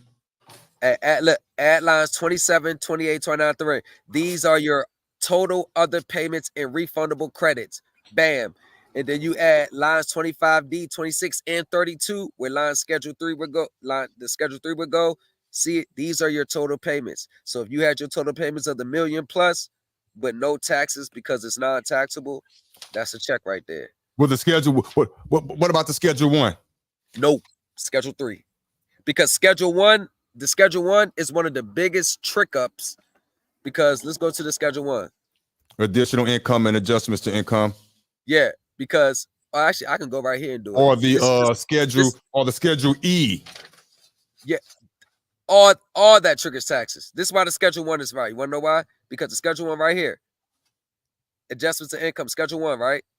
Mm-hmm. That right here, this line right here. Number 10. What's that? Number what? 10? Number 10. Yeah, number 10. Adjustments to income from Schedule 1. Yeah, so if you were to add that income, then this will increase your income, which would definitely trigger taxes in this amount. But with the Schedule 3, it all depends on what you did. I don't know what you really sent into and that triggered that amount. Depending on what type of transaction that you sent in. I normally the safe play, from what the IRS told me, the safe play is the Schedule 3, because the Schedule 3 shows payments that you already made. Now, another reason why the Schedule 3 is so significant, because guess what? There is no section for penalty of perjury right here. There's no section for penalty of perjury. The 1040 tricks a lot of people up, because people that normally wouldn't be the income tax, they wouldn't have to pay. The mere fact that they signed this under the penalty of perjury, right here, under the penalties of perjury, coming that schedules and statements to our best knowledge are true, complete, right? And the mere fact that they incorrectly assess tax against themselves, whether they're obligated to pay taxes or not, they owe those taxes now, because they declare that they have to pay taxes. And this is the hallmark of the Internal Revenue Service government system, voluntary compliance. And this is the hallmark. So after they've already assessed taxes against themselves and end up paying the taxes, I got to go back for them and rebut the original reporting, rebut the original filing, and say, hey, although this person was assessed taxes against themselves, the IRS law states that you must report true, accurate, and complete tax reporting. By him or her reporting taxes that on income that is not taxable from the beginning, they will be submitting inaccurate and not true and complete tax returns. So you have to let us redo this so we can provide the proper, accurate tax reporting. But call me offline. Yeah, for sure. Yeah. And listen, for everybody that's listening, and the reason me and Thomas is talking like this, for full transparency, what Thomas is saying, that's what he would have done, and I'm not discrediting that. Hey, but based on what I've done, I'm hoping and prayerful that I did the correct thing. And then we're gonna see what's up though. But that just goes to show you how each individual people are moving in their own different lanes and ways. And still getting shit done. Right. So you doing what he's doing. And we could come together, we can have our conversation. You see how we was just how we both was throwing out tax forms. That you know we ain't just full of shit. I read just like he read. You know what I'm saying? I did what I did based on my over and understanding. Right. And he came out immediately with a suggestion and said, you know what? I would have did this. And for the record, when I talked to somebody else, they said something totally different with a tax form and they understanding. For real. Right. And I did, and I'm listening and I'm taking it in and I'm taking notes, and he broke it down. He said what line to put it on and all. I'm like, damn, you know what? Okay. So that's what people want people to understand and hear this. You got to understand what's going on. You have to have your own understanding. Listen. Yeah, because like I said, I don't know what you said. You don't know why I get to generate. You don't know.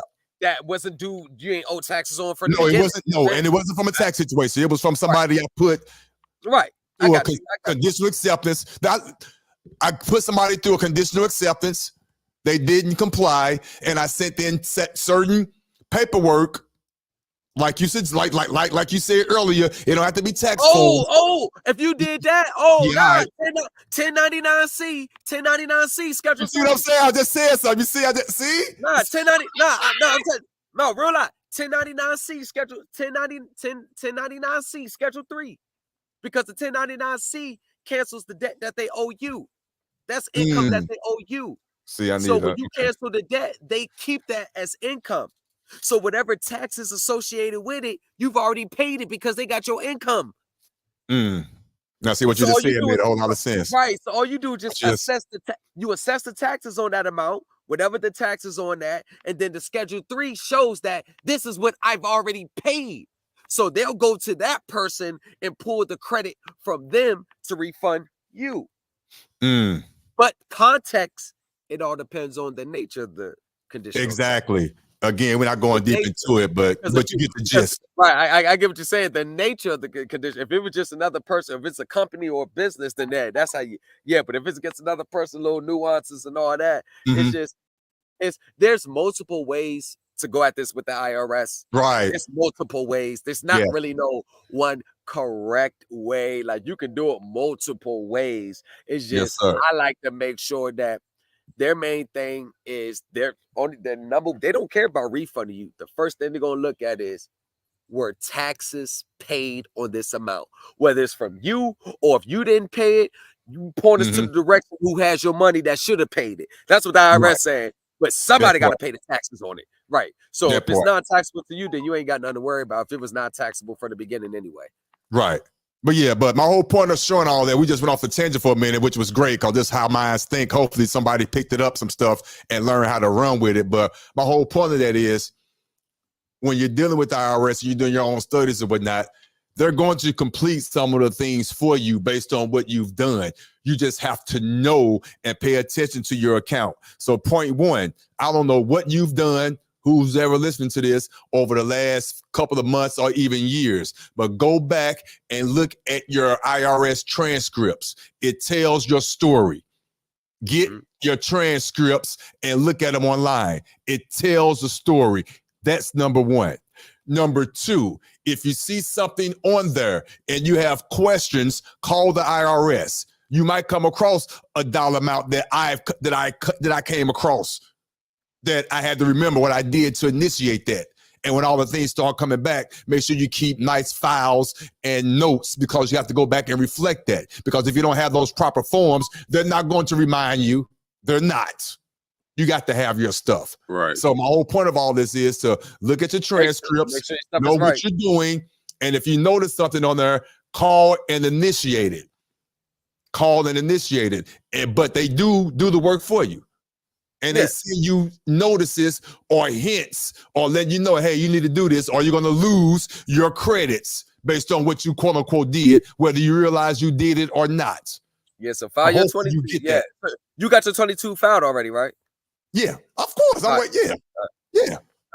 I already called them. They got it. They doing their thing. Yeah, that's why I'm expecting. My whole point is I'm not coming up showing a screenshot of a dollar that hit my account in 24 hours. No. I'm just being honest. That's not how that works. Okay, so before we go, let me get y'all final determination on the screenshot from earlier before we get up out of here, because I'll be honest with you. I believe it's legit. I'll give him the The only thing with me is just those lowercase numbers. It's just if this person I know that got a real legit account because they just closed on the transaction, money was deposited, and he tried to type his name in lower caps, but only let him do it all caps. But his is lower caps. It's like, what makes you so special of how the system is, the algorithms and the internal controls are? Because I changed my name on my Navy Federal and it always in all caps. It can't be lower caps at all. So, I mean, that may be nitpick, that may be small, but I think it's significant in the same manner. So, Otis, I'm going to start with you, then Famous Nobodies, and then Tony, what is your final thoughts on the screenshot of the 1.5 million? Okay, I'm going to keep it short and land my plane real quick. Personally, first of all, I hope that it's true. I'm wishing that it's true for his sake, for his family and kids. I mean that from the bottom of my heart because I want people to win, especially as long as he been in this fight. He's been in a fight longer than I have. I've been in since 2015. That's my story. He's been doing this longer than me. So I'm hoping it's true. But based on his history, and you can only go off an individual's history and past, he's lying. That's all I'm gonna say. Real short and simple. Yeah, same here, man. It's like earlier when I saw it, I had to double back because all I saw was the numbers. I didn't see who actually posted it, but I knew who posted it once I saw it, and it was just like, come on, bro, like you just come out of nowhere. Like, come on, bro. You just come out of nowhere. Like you feel me? I'm sitting there, I'm smoking. I'm like, huh? I'm like, hold up, nah, it not him. But then, like Otis said, it's like, okay, that's what's up. But then in the back of my mind, it's like, nigga, you know, he ain't about to, like, come on, man. It's just like I don't know. I do know. I'm gonna say that. Right. That shit ain't there. If it was Tony. there, and my aunt, I'm sorry. Aunt, no, you good. My aunt been, she's actually been at Chase Bank for 25 years. So I called her earlier when you was on the phone. I was talking to her on the phone, like, listen, I'm gonna send you a screenshot. I didn't tell her what it was. I didn't give her no information. I just wanted to see if she can try to figure out if it's a real account or not. Because of what I heard the dude say over the phone, I'm like, bro, all you gotta do is let me know if this account is true or it's false. That's it. Just a simple name would have gave him that information, but no. Cause like my brother, for example, he got his taxes done. He did his taxes. He's supposed to be getting 115,000 back. It was deposited in his account last month on the 9th. Now, he thought it was going to take 2 weeks because the IRS said, oh, within 2 to 3 weeks, you'll have your check. And I'm like, bro, on the 2nd, I said, call your bank, give them the information, even give them a copy of the IRS letter. Because they need to have this information. It's your first $100,000 check. They sent it back. Even after he did all that, they still sent it back because it's like, we don't know if this shit is real or not. So we're going to let the IRS handle it. They do. Well, hold on. They sent the check to the IRS? Yes, they will do that. Some banks will. Yes, that's what I'm saying. Did I say that earlier? The direct deposit. Yeah, it went Some banks will do that. I told you that. Did I just say that? I said that earlier. Some banks will send it back, even if it's legit. They're going to send it back. If you don't have a history, yes. If you don't have a history over a course of a year of receiving that amount, if you never received that, they're not going to allow it. I've seen people get IRS checks and high 5 figures, low 6 figures, and they send it back, and then the IRS gotta make the bank deposit it. Deposit it, exactly. Right. So yes. Yeah. But in these cases, I don't mean to cut you off, but then you said that was so true. Yes. No, I was gonna say, but after that, the 5 individuals that I know, they took their check and they didn't get it back. They didn't get it back, and 2 of them, for real, like you just said, and you didn't say that. You didn't. I don't think you heard me say this earlier. Famous nobodies. I know 5 people personally who got checks from the IRS. 2 of them, the IRS came and knocked on their door and asked for the money back. Yep.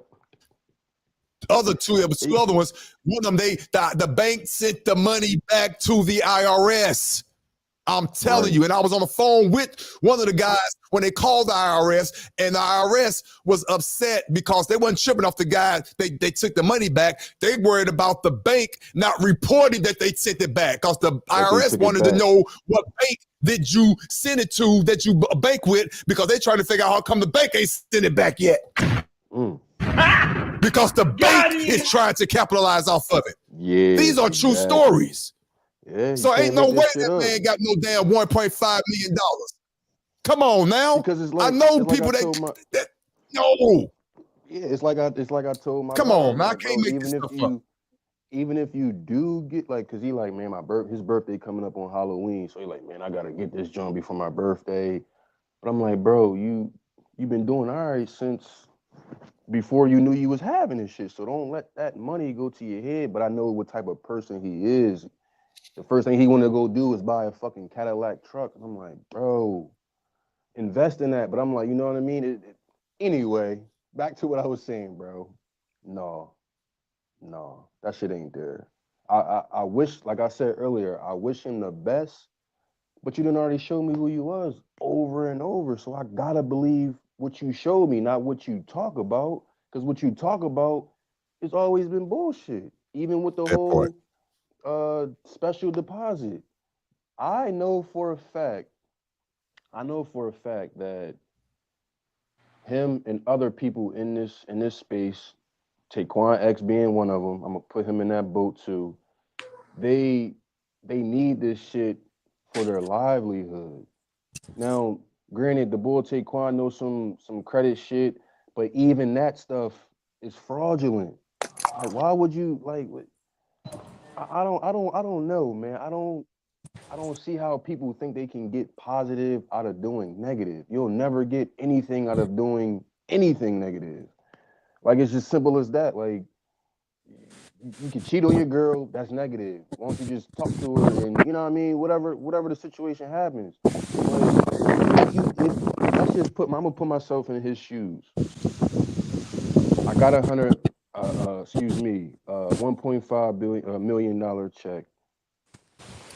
Fuck everybody on YouTube. I'm calling everybody that I disrespected and ran down on and ran off on. I'm gonna hit them first.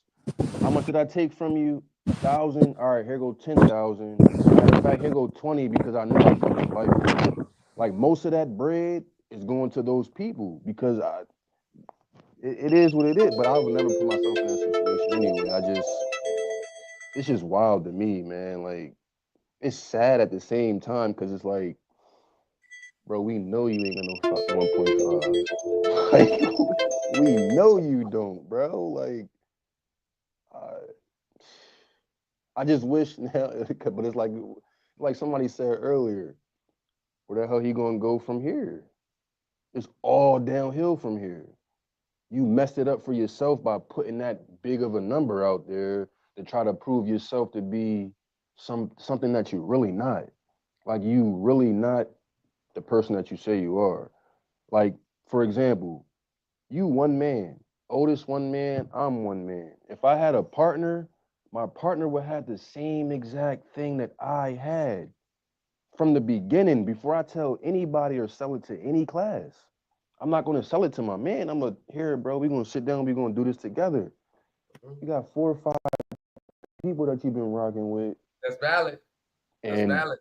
None of them talking about even on their own channel. Nothing. Ain't been nothing on their channels for months because they know that you want some bullshit. So you think they're complicit? You think they know? Bro, they know because this is my thing too. I shout you out, you shout me out all the time. We shout each other out. You, me, Otis, you feel me? So you know that what I'm doing is legit. You know that I can send you any type of information and be like, look, bro, this is what I did. Check it out first. And then you be like, yeah, well, damn, he official with it. I'm not just gonna go sell some shit. Oh yeah, nah. And even though the information that you sent me, I'm still not selling it. You see, I ain't talking about it because it ain't exactly.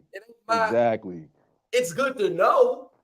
Right. It's good to have. Right.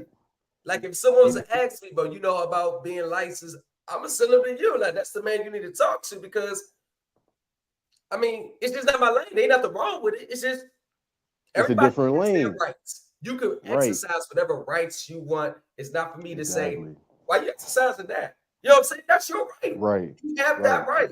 Just you could be saying, hey, why you going through all that? Like, nah. But what I'm not gonna do is take valuable information someone gives me and then start selling go out there. And even if I did, let's just say, even if I did, Yep, I'm not going to cut you off the profits. Exactly. You still look out for the person that gave you the shit. Right, but like, yo, because you said that already. That's just me. I can't speak for no one else. And that's what I'm gonna do because I ain't gonna sleep good at night. I'm like, damn, famous somebody gave me this. I'm sitting here making all this money. I ain't give him a dime, and he the one that put. Nah, I gotta give him something. I gotta let him in on it, whatever the case may be. But that's what I said. Yep, real recognize. So your premise is that, like, but I most of them trying to take his side, but I get what you're saying. Like, why the homies ain't straight? Yeah, because man, if all four of us is on the same team right here on this screen, and we all got our own channel, but I'm the only one talking about this shit because I'm the face of it. You feel what I'm saying? But if it's vital information, I don't care if I haven't been on my YouTube for 10 years and I had it for 20. I'm gonna hop on my live and be like, yo, I just got this information just to put it out there so people can come to me.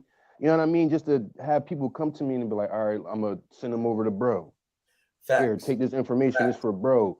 Don't talk to me about taxes because, yeah, I might know some shit, but I didn't get my information from myself. I got it from him, point blank, period. I didn't get it from the book. I got it from him first to get it from the book because he said these source documents over and over and over and over to the point where it's like, shit, 2 years went by. He's still saying the exact same thing because it's from the book.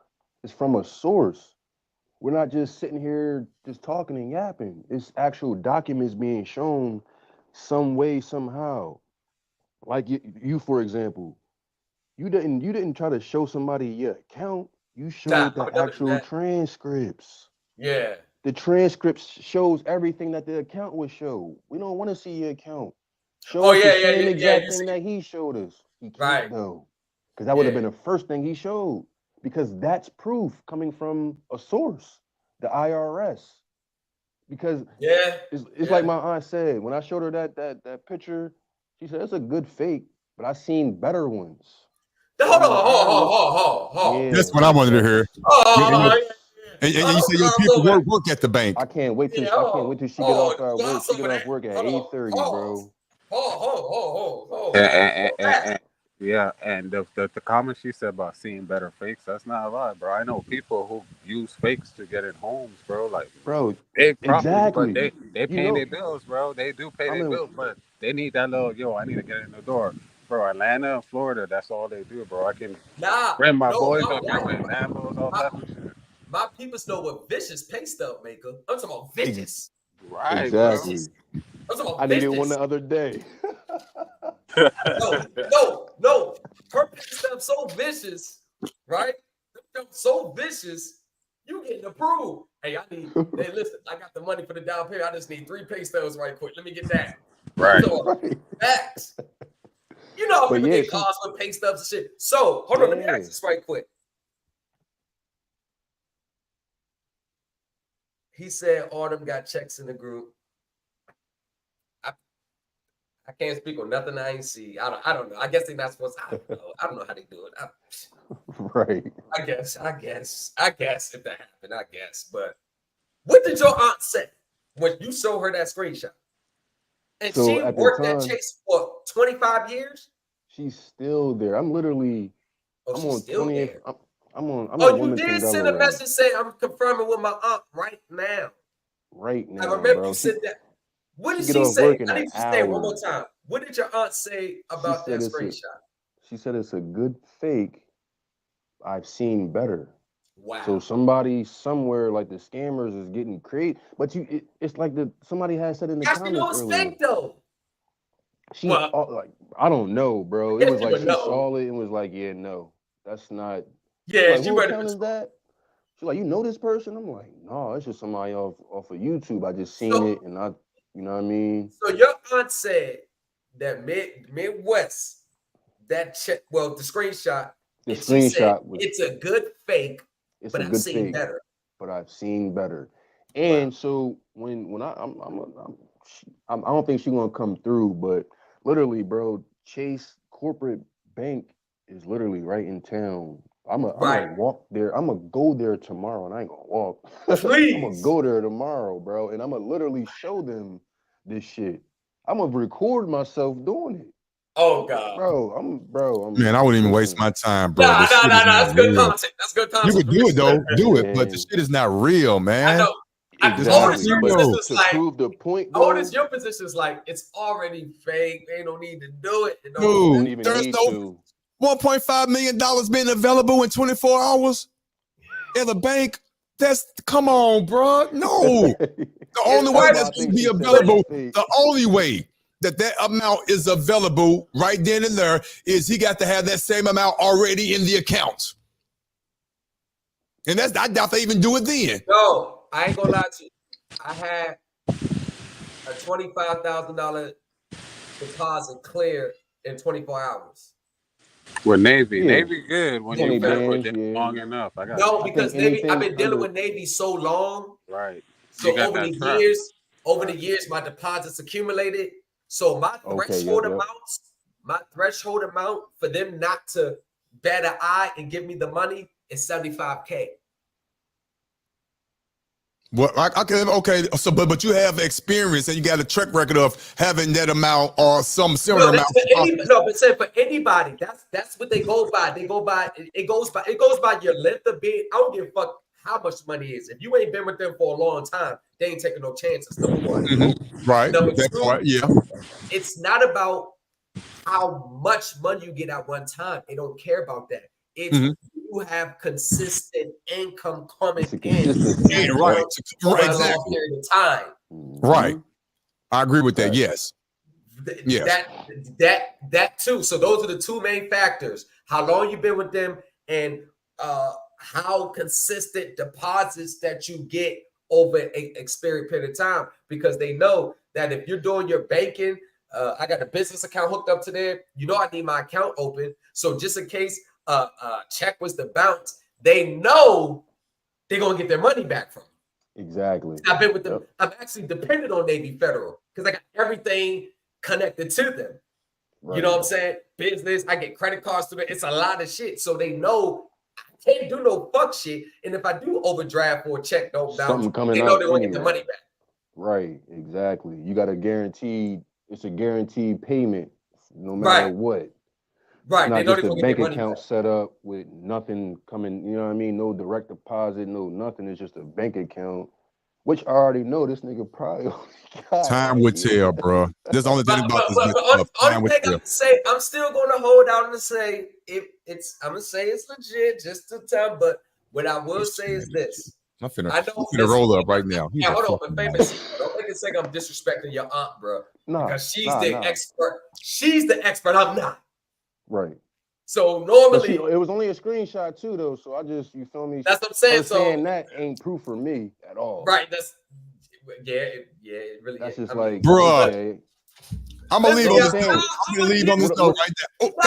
Otis, I'm going to give him all the benefit of the doubt.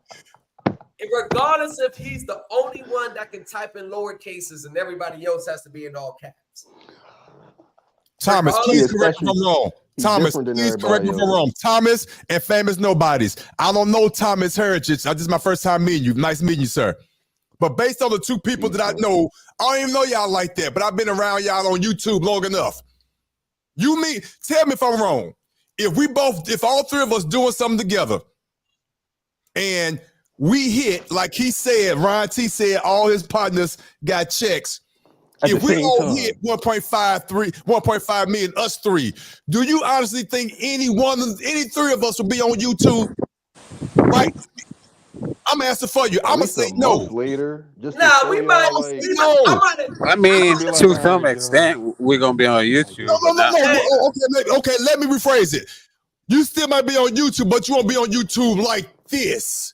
No. Talking about, y'all like, y'all. I'm like, call out, y'all. We did that motherfucker. What you about to go get? Yeah, you about to go get. But not like we trying to sell classes. And if all three of us hit, why are we still trying to sell a class for $1,000? Right, exactly. That's what I'm saying. Well, we our hair rest showing. We're gonna be on here in the Gucci store. Hey, I'm finna pick up these $2,000 pair of jeans, even though I won't do that. But let's give you an example. That's what we're gonna be on here doing. We're gonna be showing cars. Right. Not talking about showing I'm doing this $1,000 class. Who got time to be in there? I call us nice.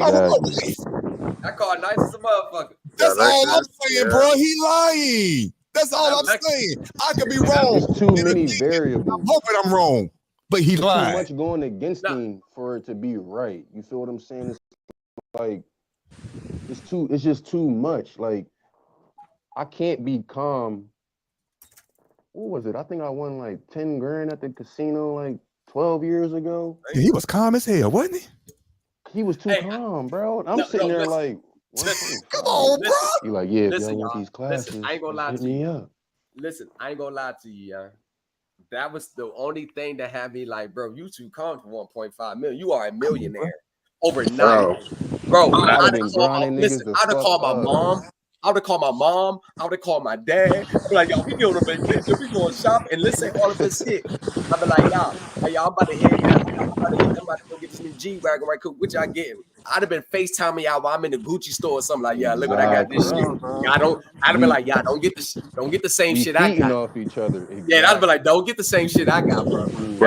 We all been around long enough. First of all, we're gonna wait, ain't gonna say shit because we know how the IRS work. We're gonna make sure that motherfucker cleared. It went through. First and foremost, we're gonna take some money out first. We're gonna do a little something. We're gonna be nervous. We're gonna have bubble guts. We ain't gonna say shit. You know how it go. Come on, bro. I'm going to Otis, you right. Otis, in the back of my mind, every 2 seconds, every 4, every hour. Is it about still there? Freeze. Your ass gonna be nervous to check the account to see if it's gonna be a negative sign. Go buy a Sprite or something. Come on, bro. Hey, Otis, you right. Said this. I got $1 million. Come get this class for $1,000. Man, if you don't get your ass 0.1%.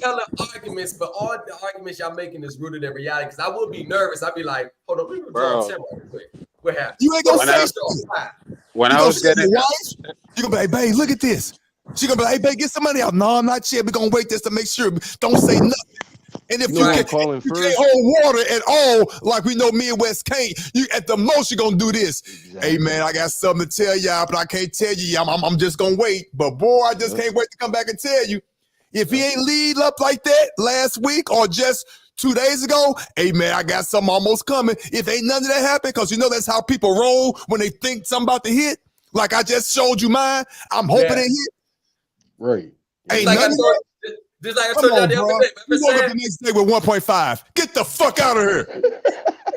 Ready to just go. Hey, when I got that, I'm gonna tell you this, right? When I got the title, and I walked out the tag office, bro. I mean, I was celebrating, punching the air, all type of shit. Like, yeah, and you was happy as shit, bro. Yeah, exactly. This how you won $1 million, bro. Right, there you go. When they said, "Hold on, how you want it in a paper?" The bubble guts hit because I'm like, damn, they might come back and say, "Yeah, we can't do it." So I walked out the bitch with that shit in my hand, bro. I was about to do a backflip, bro. I ain't did a backflip. Yeah, bro. I was true story, bro. Nah, but man, that's what I'd have been. I'd show my wife like, look, baby, look, hold on, let's see if this motherfucker cleared though. Yeah, let's see if it cleared though. Let me get this shit about a couple of days. Right. Hey, don't go on Amazon yet. I know you don't go on Amazon yet. Just hold up. But you see, and as soon as it cleared, bro, we all been there. We know how it would have went. As soon as it cleared that day, I'd have put an order for like $50,000 withdrawal. The next time I went live, that's all you would have seen when I put the camera on. Just money, just like yep. And I will understand. Won't nobody say shit. I will understand. And I promise I'll be happy for you. Even though we had our issues, fuck that. Success is success. You did that, bro. You did that. But he lied. I'd have had a cash giveaway. I would have had a cash giveaway. Whoever answered this question right get $200. I'd have had a cash giveaway. Exactly. I'd have had a cash giveaway. I'd have whoever answered this question right, you get $1,000. Hey, Ron T. That's part of all that. Come on, man. Ron T. Hey, Ron T. Every single class will be free. every class will be free at that point because there's no need for me to want your money anymore. I got everything I need. That's a fact. Because I'm gonna make sure that 1.5 turn into 10.5. That's the that's the only thing that I'm trying to vouch for, but it's like you giving him the benefit of the doubt. I respect that. I respect it. You giving him the benefit of the doubt, but I ain't gonna lie, I gotta see proof, bro. That's like me sending you a screenshot of this same lecture. If it's you, bro, and then if it was you feel me, like a screenshot. Right. You showed yourself approved. Right. Come on, bro. I'm on live showing y'all this. This live, this real time. This real, right? Exactly. But even famous, I've had big deposits and y'all never knew. Exactly. I don't never show y'all what's in my real account. But I get that too. I get that too. You don't have to show it. I get that. No, but he's starting big riots. But here's the thing, though. Even it's not the fact that like you got to show. It's not even that, because I've had loaded up and nobody knew. I'm on the live like talking about classes. I'm not telling nobody nothing. But when you go to show it, like when you volunteer to show it and say, what did he say? If you want your account looking like this, tap in, get into the class, last chance. Okay, cool. But my thing is this. Like I said, I hope it's true because I'm vouching for it. But if it's not, you put so much unwanted pressure on yourself because nobody cares about what you say out your mouth anymore at this point. Anybody, you don't care what you say. Your life increases. Where's that 1.5? And this is the thing. God damn, this hurts. And it's not, because if it's not true, here's the thing. Nobody wants to see him selling chicken dinners on the side. Nobody want to see him oxtails and shit at the same, like renting. Nobody wants to, everybody like that, like they want to see you house shopping, brand new vehicle. So I'm like, I hope it's true because I don't want, it's like you making me look bad because I'm vouching. Hold on, let me add you back, bro. Because we vouching for you. Well, I'm vouching. Y'all don't believe that shit at all. I'm vouching, but it's like you're kind of doing stuff to make me be like, why are you doing that? You got 1.5. You don't need my 9.99. We know people like him, bro. We can actually go touch somebody right now or look in your phone and call them or go friend somebody on Facebook. We know people like him who live and talk that shit. We know it. I'm not trying to be funny. So I'm not giving him the benefit of the doubt. I know he lied. He lied about the special deposit. He lied about going to, he lied. But only way he could prove to me, he got to show me shit. No money, no nothing, no account, no nothing. The truth is going to show me one day within the next 30 days, since that motherfucker stay available. His teeth better be cleaned. That gap better be fixed in his mouth. That house better be a new house. And he better be riding around in a brand new vehicle. And them kids better be taken care of in less than 30 days. In less than 30 days, all that needed to have been taking place. That gap fixed, that them tortoise stains gone, a new haircut, a new house, and a new vehicle. In that order. And I'm not even trying to be funny. You showed $1.5 million, bruh. Yeah. You showed that. We didn't ask you. Yeah, ain't no coming and you back. said your fellas eating good too. You said that. We ain't solicit none of that. So now you got to show and prove. You ain't got to, but you better. My only thing is, why everybody on the live? I don't give fuck that live. Come on, bro. I'm just like, fuck this live today. I'm about to go get house shot. I've been on my 5th house. He like, doing too much, and he lying. He doing too much. He gonna show up on the live with no shirt on, man. You bet, dude. Okay, I ain't gonna say nothing. I'm gonna show you, but I can tell you. But he lying. Because we know too many people like him. If you got 1.5, you're going to show something because that's just in your nature. You're going to go something. You're going to go buy something in bulk, even if you're not that astute or that aware to know how to handle 1.5. You're going to do at least one stupid thing. You're going to go buy something stupid unnecessarily just to show that you got that 1.5. You're going to do something, not a fucking screenshot of a mobile app. Stop. Show something, bruh. Show something. Your lifestyle. And one more thing, I'm saying that, like, bro, I'm like, you know people that know where you live. Like you said, you had your business people pull up on you, and the people that I seen pull up on you, they wasn't looking like they, man, lit in life. So now y'all like making yourself a target. He's like, you making yourself a target by showing your account.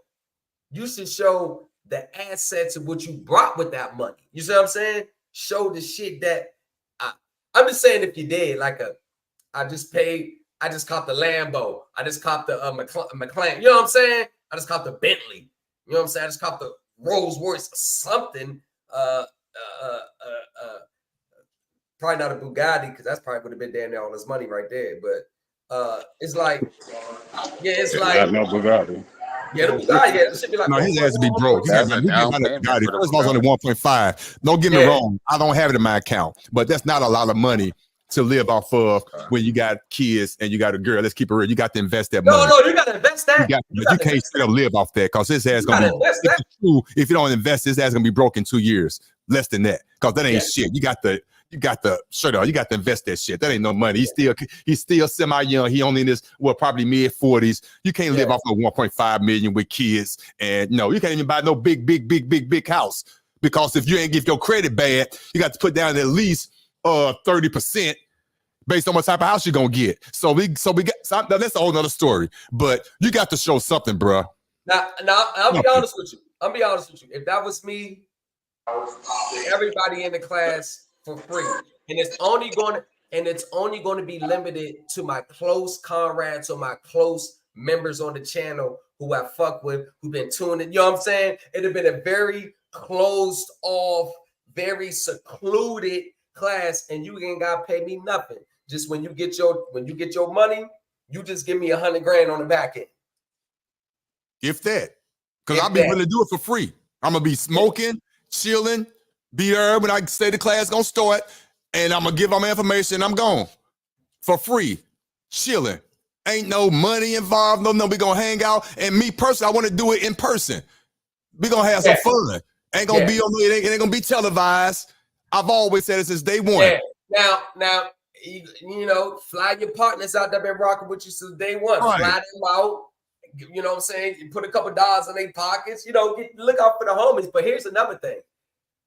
A lot of people that have paid for services and feel like they never got what they paid for, or they never got the proper services. A lot of people be coming out the woodworks now. Can I get my money back now? Can I get my money back now? I paid you this $1,500. I paid you this. Can I get my money back now? But that's all what they probably going to see. Can I get my money back now that you got it? So it's just I just hope, and I'm holding true to it, that account was real. Even though there's a lot of questionable intangibles there, but we will see as the time goes by. Can I ask you a question, Thomas? Yeah. If you allegedly scammed folks out of thousands of dollars, allegedly, as he has done, allegedly, because I don't want to get sued, even though I know it's true, but allegedly, and you come across that type of money, Famous Nobody said he would, if he was him, I would just give everybody their money back. But we're talking about Midwest. He's never going to do that. But you would at least, putting myself in his shoes, he at least get his number changed, because motherfuckers going to call him because you know you owe him money. Is this number still the same? See, I think stupid. I think simple shit. I don't know his number no more. I don't know. If I won $1.5 million, you know, right now, my number changing tomorrow. Okay, cool. That's cool. That's cool, Tony. You know what I'm saying? My number changing tomorrow. I am changing my number next day. So, come on, man. Yes. Yeah. So, Otis, I want you to close out the show. Any final words? Final words, like I said earlier, for real, no BS. We having fun, we cracking jokes, we being silly, but at the same time, I'm gonna say this. I hope Midwest did get that 1.5 and to take care of yourself and your family. I hope you did. But based on your past, based on how you move, you didn't get that 1.5. And what you did was dangerous, very dangerous, and it's going to catch up with you. But if you did get it, Do your thing, bro. I'm not finna backtrack. I'm not finna pay no $1,000 to get the class. No, I'm gonna do mine the way I know how to do it. But congratulations to you. And I mean that. Take care of your lovely family. No hard feelings, for real. But I think you lying. And that's my closing words. It just don't add up. The math ain't mathing. $1.5 million deposited into your account in less than 24 hours, and it says available. I'm not buying that. I'm sorry. Those are my words. But if it's true, good luck to you. And I will be the first to apologize to you live. Yep. Thank you, sir. All right. Thank you, Otis. Midwest. I'm pulling in, brother. I believe you got it. I seen some